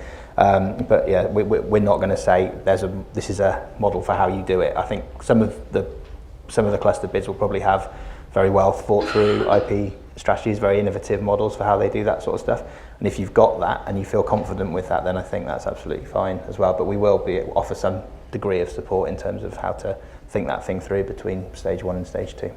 Thank you. I think if there's one, I think we're not being provocative enough. So I'll try and be a bit more provocative. So I think in terms of IP, as Dylan says, it's up to you to decide. But my recommendation would be don't sweat it at this stage. Don't overthink it. In my experience, you can have more fruitless conversations about IP with universities than almost any other subject. They can be very long, but they are so much more heat than light. I think the key to an IP strategy in this is understanding the business models of any of the industrial partners. It's them, and I think that the universities would do well to take regard of that. Yep, up there, and then we'll come over this side.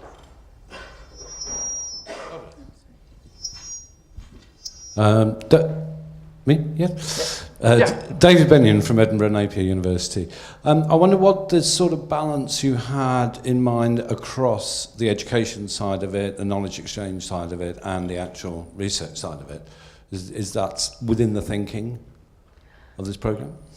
So I would say that is down to the bid to specify why they're doing that split.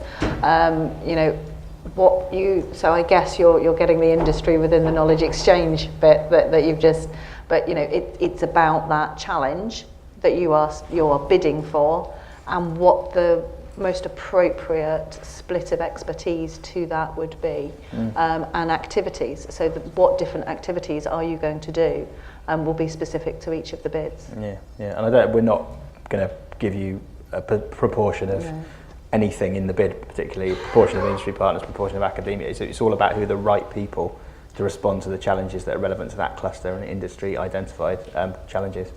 So it's up to you to articulate that to us and make the case for why you've got the right balance of skills and expertise and knowledge and all the other things. I'm really sorry there is no template to fill out for this particularly. There's no one size fits all thing. It really is down to what is your cluster, what is the challenge you're going to try and address, and who and what activities is best to address it. I think there's a couple of bits of learning from the past. I think one of the things that coming into this role when looking at the KE hubs was that the knowledge exchange model in the KE hubs produced some really interesting collaborations and really interesting new ways of working. It delivered referable outputs to the academics more than it did deliver creative or commercial outputs to the companies. So that's something to think about. When Alex was saying this isn't the same, I think we've got to move a little bit beyond that. I think there's a really interesting question of how you do this work. So although you'll have read in the call documents, it's a very, very unusual from a research council point of view that up to 30% of the funding can pass directly to business. But I think you've just got to be imaginative about how that's done. So there are ways of benefiting creative businesses that don't necessarily involve direct payments, labs that bring in people from industry and bring in people from different disciplines across the university to work together on projects, pooled resources, all those kind of things. So I think it's a really exciting opportunity to think about how you do this stuff. And that's certainly not something we're going to tell you. But I do think that it's worth saying again that we would love referable outputs from this, but they are not the primary concern. Let's go.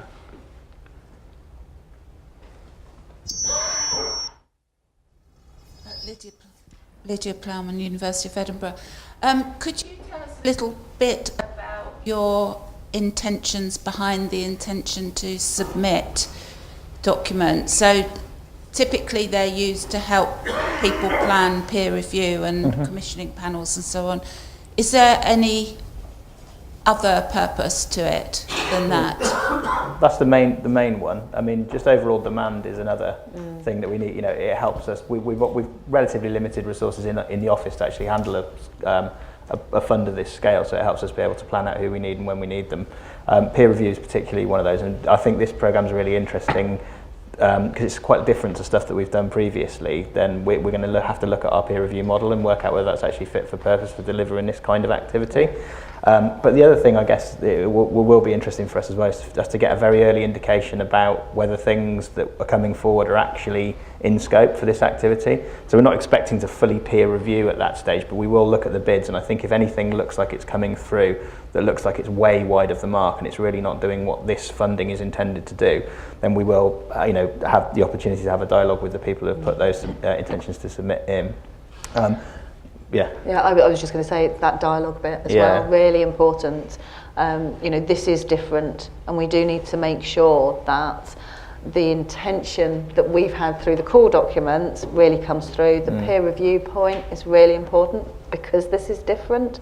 We don't want to, through perhaps some of the more traditional models of peer review, squash whatever might be creative and innovative there, and we all know that there are difficulties, shall I put it that way, of multidisciplinary peer review. So we do need to be really, really careful when we're looking at the assessment process for this.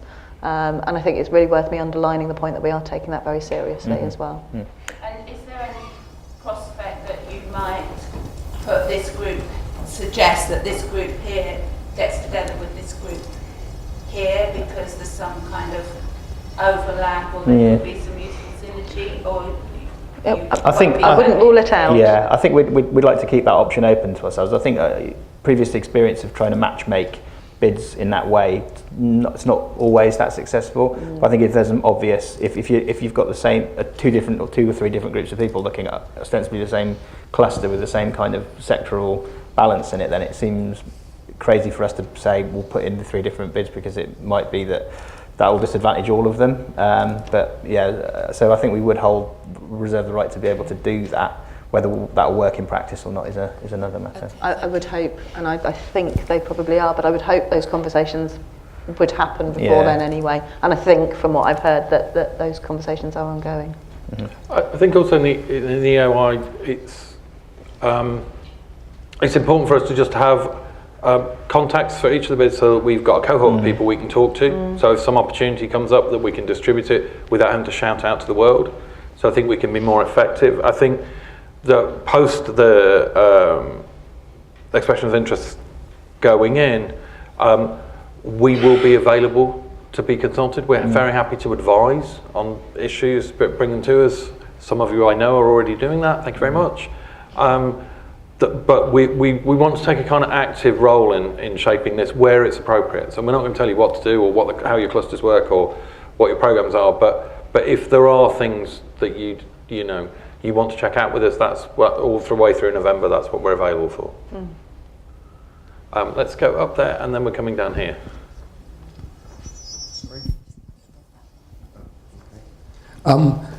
Chris Fremantle, Grey School of Art up in Aberdeen. I'm curious about whether there's any interest in what you might call a responsible innovation agenda. Or are we really only interested in any sort of economic growth we can generate at all? That's a tricky one, isn't it? Well, it's not that tricky. I think irresponsible innovation would be a bad idea, so we wouldn't really be interested in that. I think it's not, I have to be straight, it's not an overriding concern for this. So, but if you can articulate why your partnership is able to deliver a more responsible or inclusive growth agenda, then please do, because that would seem to me a characteristic of a partnership that would differentiate it and make it very interesting.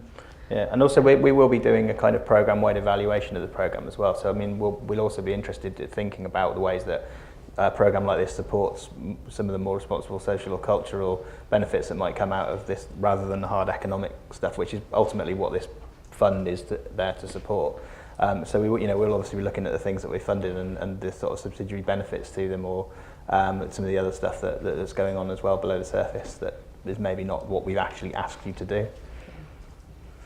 Should we come down here? Yeah, Claire Squires from the University of Stirling. I wondered if you could just say a little bit more about cross-UK sectoral clusters, because although you gave us a bit of a hint around architecture and craft, for example, the emphasis in what you've presented today seemed to me to be substantially geographical based, and obviously the suggestions you've been making to us are Scotland based. So given that is in the call, I just wondered if you could say a bit more about your thinking, other than, we'll just see what comes to us as a cluster that we need to prove the case for.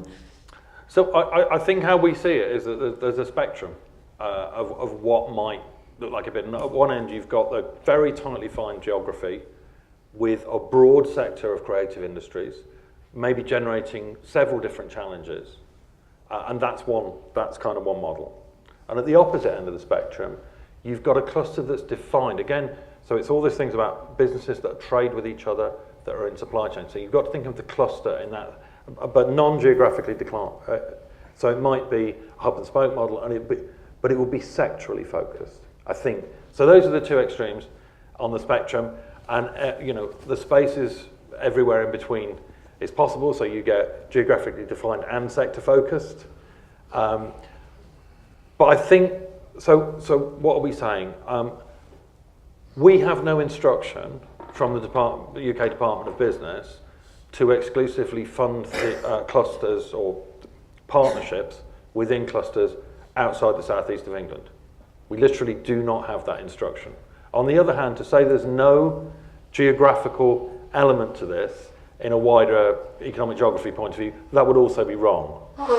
So I think what we'll be looking at is, in each case, how tightly can you characterize your cluster, your partnership? How tightly can you either argue for or prove a method of developing the challenges with the businesses within that cluster face, and then what are you going to do about it? So I think it's open to it. It's an interesting point. I hadn't thought about that from the point of view of architecture.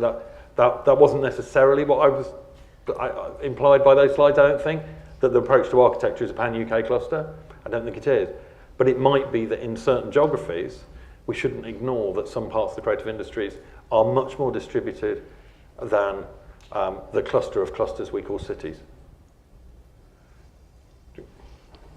Nothing else to add to that? I waffled I think elegantly. you did that well.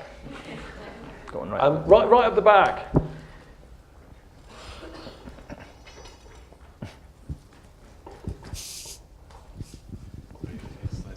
Hi, Jim Livesey from the University of Dundee. This is a peer review question. Given that this is an industrial strategy funding call rather than an AHRC funding call, all of us are going to be working within policy environments that are already structured by strategy documents coming out of various agencies. And particularly in the Scottish, Northern Irish and Welsh context, they're devolved competences. I'm just wondering, has the body running this, have you given a thought within the peer review process, are those priorities and are those kinds of strategy documents and frankly political interests in some cases, have you thought how they're going to be mediated through the peer review process?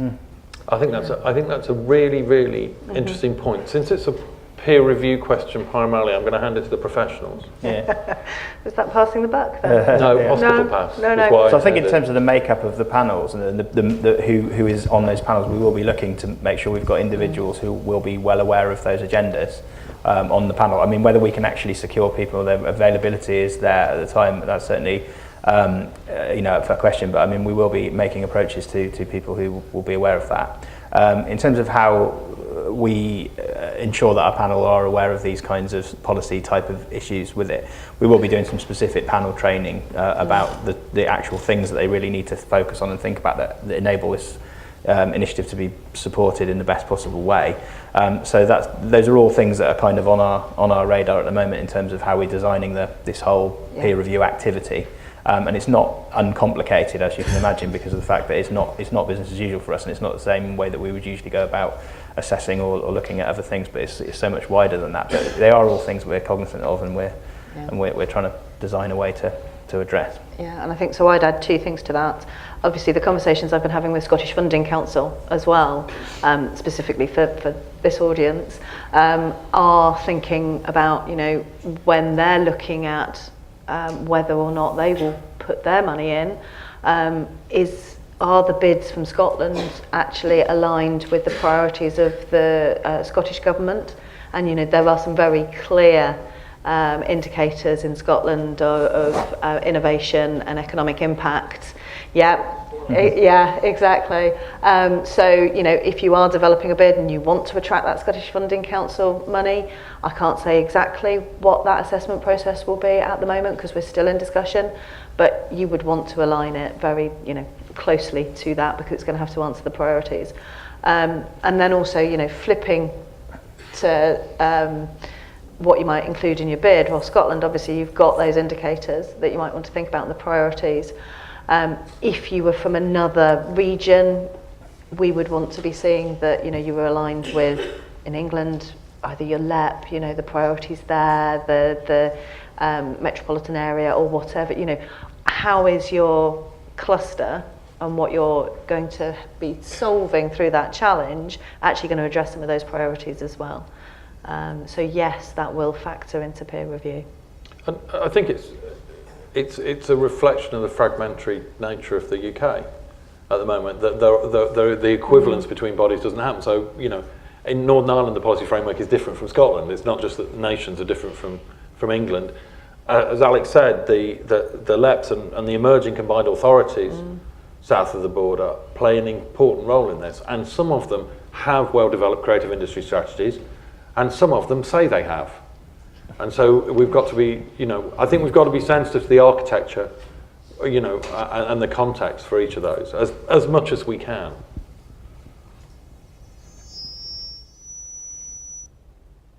Any more questions? Right, okay. We've got one there. Hi, Rebecca Bailey, Historic Environment Scotland. The independent research organisations of the AHRC are obviously quite big players in the creative industries and particularly in economic growth within Scotland. And I wondered whether you saw any particular role or any way we should be playing into this programme, because obviously you have stopped us from applying, which we might not have wanted to anyway, but we're wondering what role we should be playing. Yeah, I would say you haven't been stopped from applying, you've been stopped from being able to host one of the partnerships, but in terms of coming in as a co-investigator or a collaborator in some way, we'd encourage that, providing that the case for why your organisation is involved in that is very clear against the challenges that it's trying to address.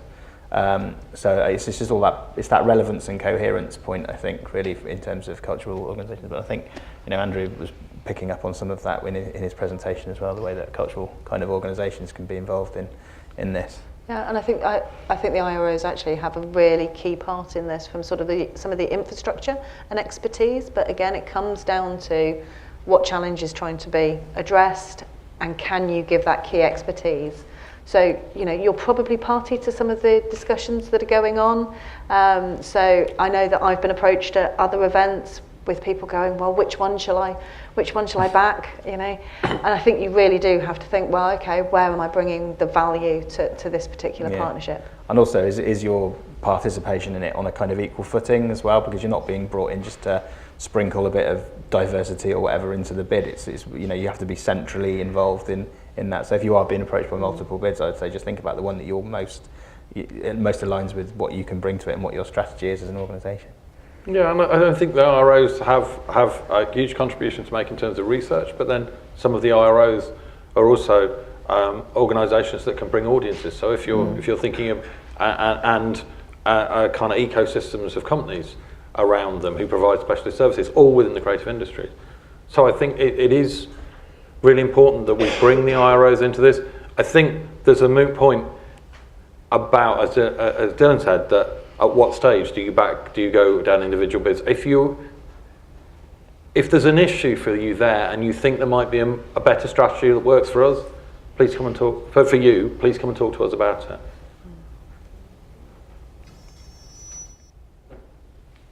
Yeah. Thank you. Genevieve Warwick, University of Edinburgh.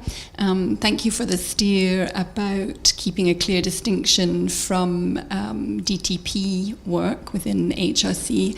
But I wonder what the view is of a bid that includes some element of training as it is relevant to the project in the larger sense, skills training, knowledge training that relates to the bid in terms of its delivery of services, perhaps products, and knowledge building within the sector.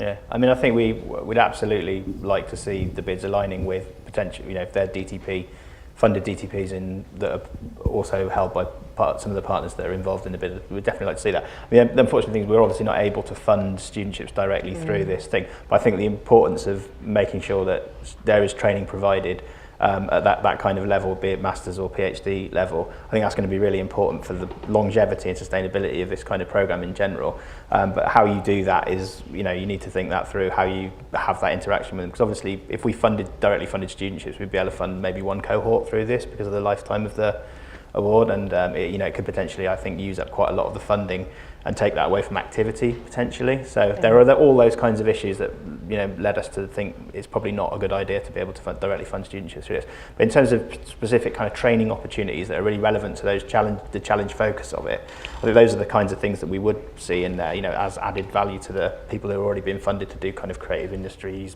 related, postdocs.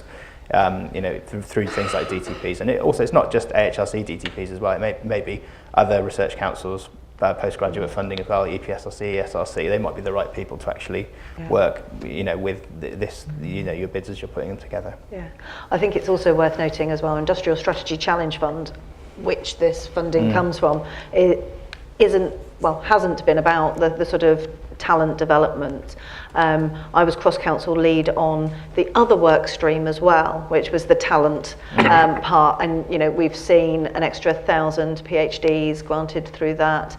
We've seen some more early career researchers, and there will also be other opportunities from 18-19 coming through as well, which I hope we will see announced shortly. So there will be other opportunities from the National Productivity Investment Fund. It's just that's not what this Industrial Strategy Challenge Fund money is being directed at. If we can create some of those skills and spillover effects, then that would be absolutely fantastic, because actually, if we're thinking about creative industries, we do want to see the development of the next generation and all the skills as well. We've got one up at the back, and I think I'll take one more after that from Claire Scally over there, and then I think we'll move on to the panel, if that's okay. Anne Packard, I may have completely missed something and out of ignorance asked the question. There's been reference to conversation with the Funding Council here in Scotland, but when will their, as it were, defined position be published? Because it seems to me the schedule of deadlines you've put up, would it not be expected that final position with the Funding Council would be clear before those submission dates? So we are still in conversation with them. They will make some sort of announcement over the coming weeks. I don't know exactly when that will be. It is unlikely to be before the expression of intent deadline, because, to be perfectly honest, this programme is an AHRC programme that we were going to fund anyway. The Scottish Funding Council money is fantastic, but is an add-on to the programme as it is. So, it shouldn't be the be-all and end-all. It'll be fantastic, and we're really, really pleased that it's there. But that announcement will come later. Okay, so we're going to take a last question from...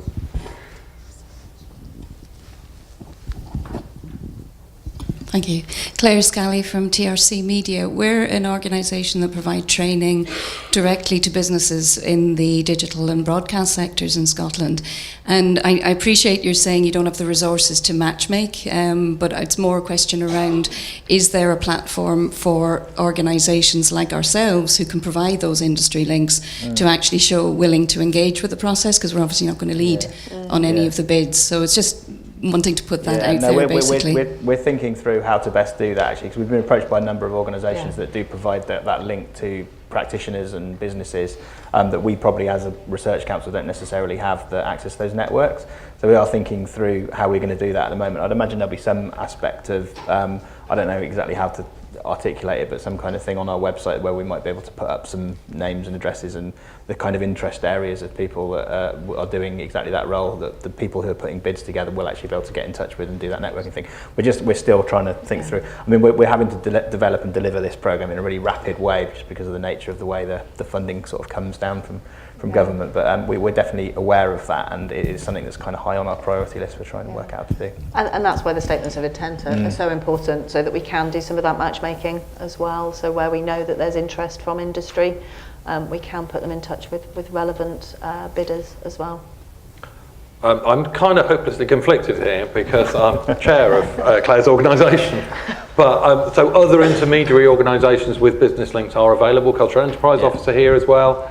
But I think we've been saying this at all the other presentations around the country, that if one of the challenges here is for the university leads to gather the requirements and the challenges of business, and then the role played by business organisations, whether they're training or economic development or funders like Creative England are in obviously England, it's in the name, then it would seem to me that there's an obvious marriage there for people who already know a network of businesses or a sector of businesses to come together. Yeah. It just seems like kind of common sense. In the EOI stage, there's a little tick box which hopefully you'll sign, which which has got a power that where you can put out as a bidder what you're looking for as well, so that we can market to other people, and then we can try and make some of those links ourselves. But it seems to me that if there is a challenge about HEIs working with business, it is what does business think? Because we keep asking you to describe this as challenges that aren't faced by researchers but are faced by creative businesses. So any organisation that can help that, I think, has got a role to play, and I'm sure then good things will come of that. Advert over. Okay, great. If nobody's got any more burning questions, what I'm going to do is invite up my panel. Thank you very much, Alex, Dylan. So to join me on the stage, I would like to invite, now where are they? Professor Gregor White, Head of the School of Informatics at Abertay, Professor Chris Speed, Chair of Design Informatics at Edinburgh, and Ian Hamilton, Head of Creative Industries for Highlands and Islands Enterprise. Where are you there? Ian. Great, hopefully they've left me a seat. And so what I want to do is just tease out some of these challenges. Now, this panel, I have to say, is quite different from the panels we've done at other briefings, because it's slightly drawn up in the light of conversations that are going on in Scotland.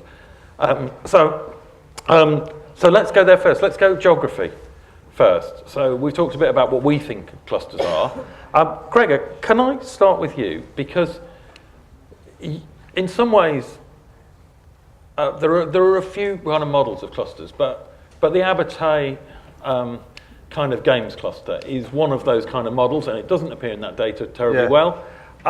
What makes that cluster work? What drives it? The non-existent games cluster. Yes. As I'm sure plenty of us recall the Creative Scotland report, which had a value of 0 and companies of 0 for the game sector. So we've been living with that for some time, which is problematic in itself.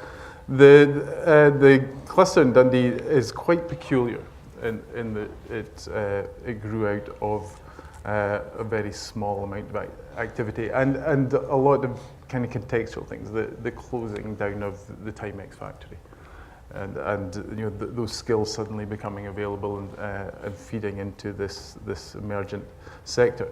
And the relationship with the university is in there as well. So quite early on, leaders from the games sector came into Abertay University and said, we need a different kind of graduate. We need this combination of software engineering and electronic engineering and design to build these games, and they couldn't find that particular combination. So over the last 20 years, we've kind of grown up hand in hand with an industry. And what that gives us, which is the crucial part of the equation, is a level of trust that is kind of generational now. And a lot of the sector in Dundee has come out of our courses. And that relationship is very, very strong. And it's interesting way of looking at the role of the university within a cluster is probably the most sustainable, best funded, most longevity of all of the kind of organizations within the cluster. So that relationship between the university, which is a juggernaut compared to these kind of motorcycles that are going around about us in terms of SMEs, and that kind of interdependency and level of trust that represents. Okay, so I think that's interesting. What I'm hearing there is trust is very important. Yep. History, so there's a kind of path dependency to these clusters. Something happened a way back, and then things are built on that. And then the HEI as both being responsive, the universities being responsive, but also occupying this kind of anchor role, because let's face it, in the way we've experienced the last 25 years, universities are quite large businesses that are still there, unlike some of the structures that are around them. And taking on quite a lot of that sort of intermediary position role. Art schools are very good at it in terms of the transition from undergraduate student to professional is sort of becomes less distinct over time. The barrier goes away and there's this transition into the world, but there's still that kind of porous interface between the two, where part-time lecturing takes subsidises some of that activity. And so there's this, we don't like to call it social work, but there's that role that universities have in sustaining clusters through difficult times, or even just giving that little bit of breathing space to companies to start up and succeed. And I think that also that way of working, so the kind of art school model where you've got practice informed teaching and teaching informed practice is a really interesting model. We're still trying to convince various people of that, rather than that art schools should be universities or something else.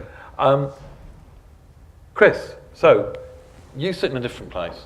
You sit in, you're located within a city, a bit, big city that has many attributes to it that within the creative industries. So how do you conceive of the creative industries cluster within Edinburgh, and how do you focus that down? Yeah, so I guess I have to come home in so much that we build a narrative through data-driven, and that's, I suppose, the centre for design informatics, if it gets home being personal, is about that. So a merger in 2011 of the Small College of Art, good reputation, but with a very large STEM who's got Higgs boson hidden somewhere at the back of the settee, afforded a really interesting narrative at the same time when Codebase was established. You saw the banks and financial services begin to talk about fintechs. You had a School of Informatics who are so deep, so incredibly deep. They don't do HCI as it happens. They don't do human computer. They go beneath that, and in their stack, they're right at foundational computing. So in terms of being in right times or right places to be in right ecosystems, Edinburgh has made the most of that, not just through a university, but trying to look at how we share, we care, and we build and feed into ecosystems. So the growth of Creative Edinburgh, which hosts a whole different myriad of different type of creatives, through to the Dovecuts with the craft, all are beginning to talk about, as Jamie outlined, is what we might think as being data, as being a core material. And of course it might come in numbers, but it might come in fabrics or forms. But trying to mediate vocabularies and learn new languages around how you begin to bring those things together has been fascinating. So you've not only, so in Edinburgh you don't think of it as just a collection of businesses. You believe there's a kind of unifying approach that can bind this together and drive all the other good things out of it. Yeah, and you look at all the pop-up meetings, from blockchain meetings, which are very deep, through to IoT meetings, through to craft meetings. I love a blockchain. I really love it. It's kind of, here's a challenge. Yeah. What's the answer? Blockchain. Yeah. Can you just join? No, it's blockchain. It's the answer. Yeah, we played blockchain bingo. It took a while, didn't it? So if you look at the interstitial conversations, the working groups, the meetups, that's a really good temperature test of a city. So it's not just in the pillars and in the depth. Look at the spaces in between. Look at the coffee mornings. Look at the meeting. Look at the coffee machines. Where are they and what are people clustering around? And you usually get a good sense that there is a fabric, a network upon which to build. So it's the interrelationships that really drive a cluster. If you bind them together around an idea, then that's great. But it's the interrelationships. Yeah. So the Nesta guys will be very pleased because their next project is to map clusters by meetup groups. Yeah. Interesting thing is it privileges digital creatives above others because digital creatives meet people through meetups, other people have friends. I think that the thing there is that the representation of value might not be economic though. Okay. Sometimes it's social capital, sometimes it's cultural capital, sometimes it's learning capital, and sometimes it leads to economic capital. So, and I think that's why it's great to hear Nesta exploring those spaces, because then you get a very good, what we call a value constellation, as opposed to value chains. If you just follow the value chains, you'll only follow money towards certain products and services. If you try and map the constellation, you'll find people are traveling in the most peculiar journeys to co-construct different forms of value. Okay, so I'm going to take mapping as my link into Ian. So, Ian, from a Highlands and Islands enterprise point of view, obviously you've got different. You have a particular geography, and not many big cities on the ground across the Highlands and Islands. So, how do you think of clusters, and indeed, how do the creative industries work within your territory? Well, the first thing I would say is just to give you an idea that we do have a clusters in that the networks that we look after and have been working with, we've dealt with just over 2,500 businesses and individuals over the last couple of years. So there's quite a lot of people doing stuff there, and the scale of the businesses really vary from individuals working at a very low level through to folk working at a very high level, sometimes bigger companies, but even the biggest for us are not necessarily huge, depending on how you're looking at it. And I think this is one of the key points was about the data, the way you were talking about that. For us, when we first got involved with this method, the real problem we had was that the normal process for pushing economic development was to look for the big business and who you're going to engage with, who you're going to work with. If we did it that way, we'd have no reach into the sector at all. So we decided, well, if the way that the sector works is to network, we should be doing the same and working in a similar fashion. When we moved on that one, we tried approaching London and the Central Belt here and various other places, and all of which reaction was, well, if you were any good, you'd have moved. So fortunately that's changed, but what it did do was it reinforced that the geography became largely irrelevant. So our key partners became Scandinavia, also places like Belfast and Manchester, who had the same issue with London in terms of people moving and feeling they had to go elsewhere. So often the partners we had weren't who you would first imagine because we were in the rural area. But what really came up was there was the common ground, one of feeling that you were remote from those key urban centres. But the other one then was around the fact that regardless of what you're doing or where you're based, there's always a bigger market who can't reach you. No matter what size your venue is, no matter size the city is, not everybody you can deal with is going to come there. So the idea of remote participation, how you interact with other people to create these links, and then how the data drives and informs all of that suddenly become really important to us.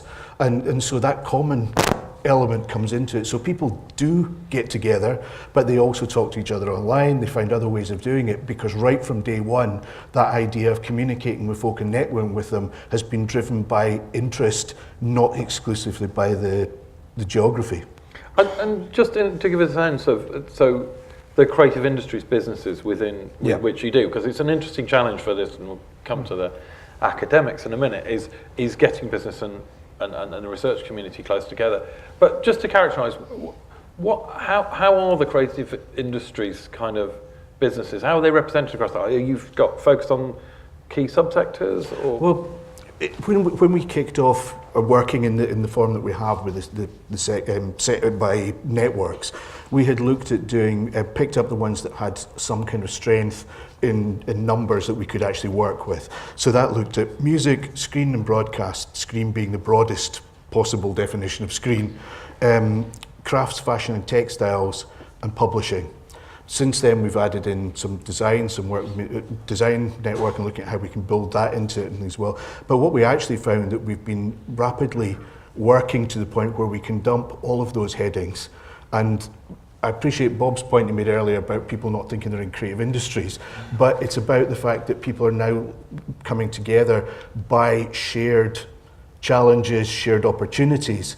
And a lot of the work we've been involved with is actually about encouraging folk to discuss the issues rather than worrying about what sector they've come from, and actually saying, well, here's how we've solved the problem. Maybe you could help us with that one. So in fact, there's been a bit of a movement away from the idea of separating it out, and that people are coming together by opportunity and challenge rather than by what they actually do. So you brilliantly segued there into this thing of challenges. So challenges, as Alex said, challenges are very fashionable in terms of setting on R&D structures. But I think we've got a particular issue here, having done been around the country with the briefings, which is how do we, having asked universities to be the lead applicants, how do we get businesses together to articulate their challenges? And perhaps Gregor, because of the games focus, is that easier for you because you know those businesses? I think that's a big question for this call. If you can't get your sector together or your cluster together quickly, then is it too late for you to start thinking about applying for this call? And if you can't bring your cluster together, maybe your cluster is dysfunctional in some sort of way, and maybe that's one of the challenges. Not just the game sector, but Scotland is is a very kind of open network, and these kind of things get communicated quite easily. And I think 2 public inquiries, or the Scottish Government inquiry and the Scotland Office inquiry, or the Scottish Affairs Committee inquiry a couple of years ago that were into the creative industries with in terms of value and impact, threw up a lot of what you probably call problems rather than yes, challenges. I think there's a real difference between problems and challenges. If you want to trawl through the evidence, you can find out all the problems that the creative industries have. I think the challenge in this sense is maybe slightly different, and it does need a collaborative approach to identifying. I spent a little bit of time thinking, why is this called creative industries clusters and not R&D for the creative industries? And the effect of because we wanted to get the money. Is the honest answer for that? Oh, damn it. We then changed the creative R&D partnerships as soon as we got the money. But you can look at what Juan Hassan have done, like the Human Genome Project. Once you got the map, then it's that's not going to cure anyone having the map. But giving people the tools to be able to see where the intersections are, where the interdependencies are, and where the bottlenecks are within a cluster is a way to start thinking about challenges there. And then you can look at people who are affected by these things, and would investment into a specific area liberate activity or productivity, or all sorts of different ways that you can. So what you're saying is, so first of all, look at business challenges, and then try and work out which of those could be addressed by R&D. Is that because not every one of them can? Not every challenge that. But not all of the cluster challenges will be business challenges either. There's the coffee shop challenge as well. Maybe you don't have enough artisan bakers in your. I live in Camden. We can't move for artisan bakers. You've got plenty of it. But we've even got bread by bike now, because that's artisan bakers on site. They'll bring it to you, drip for you. But that kind of systematic analysis and symptomatic approach to what clusters are and how they work is a way maybe of looking at how to identify challenges. Chris, so once you've identified challenges and then mapping against R&D addressable, so how do you develop a project, a program or a project to do? One of the things we've left completely open is, how do you do it? What do you think? You got any options? Got any models? Well, I do think there's a tendency to think R&D is one word. R&D, it's like serendipity. Yeah. It's not. There is research and there is development. And from I suppose speaking as a research centre, we've had to very carefully acknowledge that some people are terrific developers, and that development sometimes doesn't appear in the academy. And actually, the people who can code, who can work across the areas that we work in, are out with. But if you put them together with research challenges and value challenges, and then with external partners. So I think that's important in this idea of research and development, that if you just give all the research and development to a university, you're flawed. Because actually products and services are closer to the end of a development cycle. Does that make sense? And I think that finding platforms, initiatives, programs, there's a danger with the word platform, because everyone might leave on the platform. So you need an ecosystem of a program where one stays within a platform, if that makes sense. So initiatives, and of course, universities haven't always been great at leading these things. Creative Edinburgh, for example, Creative Dundee, lead on many of the coffee mornings. We might have small grants, but actually many of the small grants that Scottish Enterprise offer are catalysts to new forms of innovation. So whatever happens with the HIEs, we have to come up with some pretty canny internship models, entrepreneurship models, which are actually defined often by big folks. Deloitte have got an incredible Intern Plus model, which is fueling and probably skipping the HIE proposition, if we're not careful, to talent streams. So that's a really interesting set of things you said there about the although this is the mechanism we're using, that there are inherent challenges in that with leading this with the universities. I know from the sector that I worked in, I was hoping Jane Muirhead could be here today, a very distinguished Scottish TV producer, who has decided that her business for a period won't work with universities. Because they'd worked out that they were working for the university rather than the university relationship working for them. So I think there's an issue with withdrawing creative industries businesses into a conversation where they're going to get something out of it. Yeah, and finding value models. Again, Jess is pretty unforgiving in terms of match funding, ticking certain boxes. Yep. But it will be interesting, as a reviewer for RC UK, letters of support are often the last thing that comes. But in this, it strikes me that as reviewers, we're going to have to go to some evidence on those letters of support because they're partner propositions, which entirely demonstrate that challenges are co-constructed, that value comes in different forms, and that there's a close connection. So finding evidence of that and activities of that will be... I think you just hit on a key thing, and which we should take note of, which is, yes, that it's actually the evidence of industry input into the design of the proposition at this early stage, or how that will be done in the future, that is going to be absolutely key. Ian, I was just wondering if for you, there are any ideas that you've got around how these things would roll out that would meet the needs of the businesses that you support. So, well, certainly, there's a lot of the points obviously have been made already, and I would agree with a lot of them that despite the geography, the challenges and the issues are the same. We haven't always had as good a relationship with the universities and things as we could have, and I certainly would like to see, and I hope this will encourage that to happen. But I mean, a lot of the stuff that we are confronted with regularly is it's not so much about whether people can come up with great new content or develop ideas like that. The businesses are great at that side of it. What we've been finding particularly, and what really interests me on this side, is around looking at the business models themselves. Is that if you're a small business, how do you build a community of your consumers, whatever they may be, around the business so that you can do your R&D with those customers, so you can get them involved in production, you can get them involved in helping you get cash. How does the data that's providing then influence what's going on? And because a lot of the business models are not actually set, how you monetize a lot of that becomes a challenge.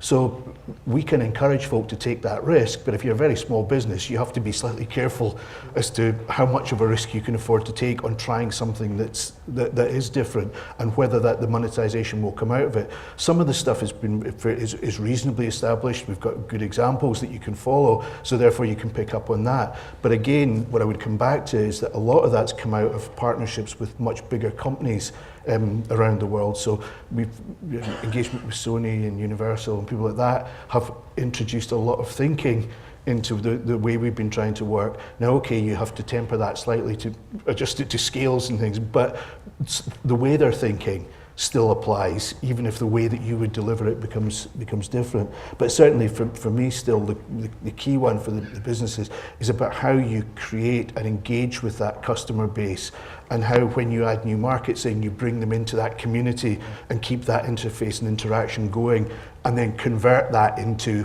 whatever the ask is of your community. So what I think you touched there on one of the real challenges for this, which is for industry academic partnerships in this sector, which is with the sector comprised largely of SMEs and small micro businesses, that pace is a real problem. Yes. There's a massive mismatch in pace, but also that in a way SMEs are very, very innovative, but because of their lowly capitalized businesses, sustaining that, if part of this could address how you can sustainably help SMEs spend more time in R&D would be good. I'm also, there was one other thing that you picked up there, which is I think reflected in what Bob was saying earlier on, which is the thing we shouldn't forget about this sector is that businesses are great at making stuff up. Yeah. And innovation policy seems to me to be largely driven by sectors where actually think that new stuff is rare. Yeah. Mm-hmm. Whereas in our sector, new stuff is what we do every day. We just we invent stuff. But the problem is turning it into something sustainable. One of the things that comes up on that regularly is that the businesses we're working with are fabulous if you ask them to tell somebody else's story, but they're not necessarily so good at telling their own story, and therefore how they're being perceived, how they're putting themselves out to the world, and then how the products and services meet both their own ethos and values and the buyer's values and things. But ask them to sell somebody else's, that's a completely different Clive Gilman, I don't know if Clive's here today, with Creative Scotland, is doing an interesting piece of work at the moment. It's sort of meta-analysis of creative industries research that's been published out of Scottish universities over the last whatever period he's looking at. And it's dominated by software engineering, computer science, data science, business and management, economics. You know, the creative industries don't go to creative researchers to get their R&D done. They're going to these kind of associated industries that are going to help them turn what they do into a business for research. The flip side of that is quite interesting in that creative R&D is often going into non-creative sectors. So, sure. You know, and that's suggesting that there's a market somewhere there that's not being fully exploited by the creative industries. So that's an interesting. So there's that what I would characterise as the creative industries into creative economy argument, which is the added value for the sectors. No, I think that's hugely important. I spent some time working in healthcare with that in mind, which is one of those sectors. I'm just going to close out because we're standing between everybody and lunch and actually trying to work out who's doing what. So I'm going to close it out with one question for each of you to answer it. If there was one thing you wanted this programme you would hope would come out of this programme, which isn't something that you would want to do yourselves, what would it be? We start at that end. Answer this question. Well, it would be to see the businesses and education more closely linked up and actually have a real connection going on that sometimes isn't there. And I should add, I mean, you said about universities, something's being slow, but the businesses themselves don't always put in the time because they're small and therefore can't do it. So there are challenges both sides, but if we could see something like that coming out, that could make a really huge difference. Yeah, well, I suppose having done fine art in Brighton in '92, our value proposition, our products in HE haven't changed. I mean, they haven't changed in 100 years. I don't even think the research, we're getting a clear wall between research and teaching, and it's a huge problem now. So after 5 years, it would be terrific if we have entirely different value propositions, products or services for 17-year-olds, 18-year-olds, or many other diverse parts of community to get engaged with in universities, and that the products aren't as banal as a 4-year programme. So you want to completely change the way universities work as well as admitting that they're not effective spenders of money. I fear for you, Chris, at this point. I think that's probably the outcome we'd all like to see. I think there's definitely something about the gearing problem between the creative industries and universities that would be really nice to resolve. I think sort of semi-selfishly, we see a lot of talent leave Scotland. And I think creating opportunities to retain talent in Scotland and retain some of that knowledge and expertise that we keep having to reinvent would be a welcome relief.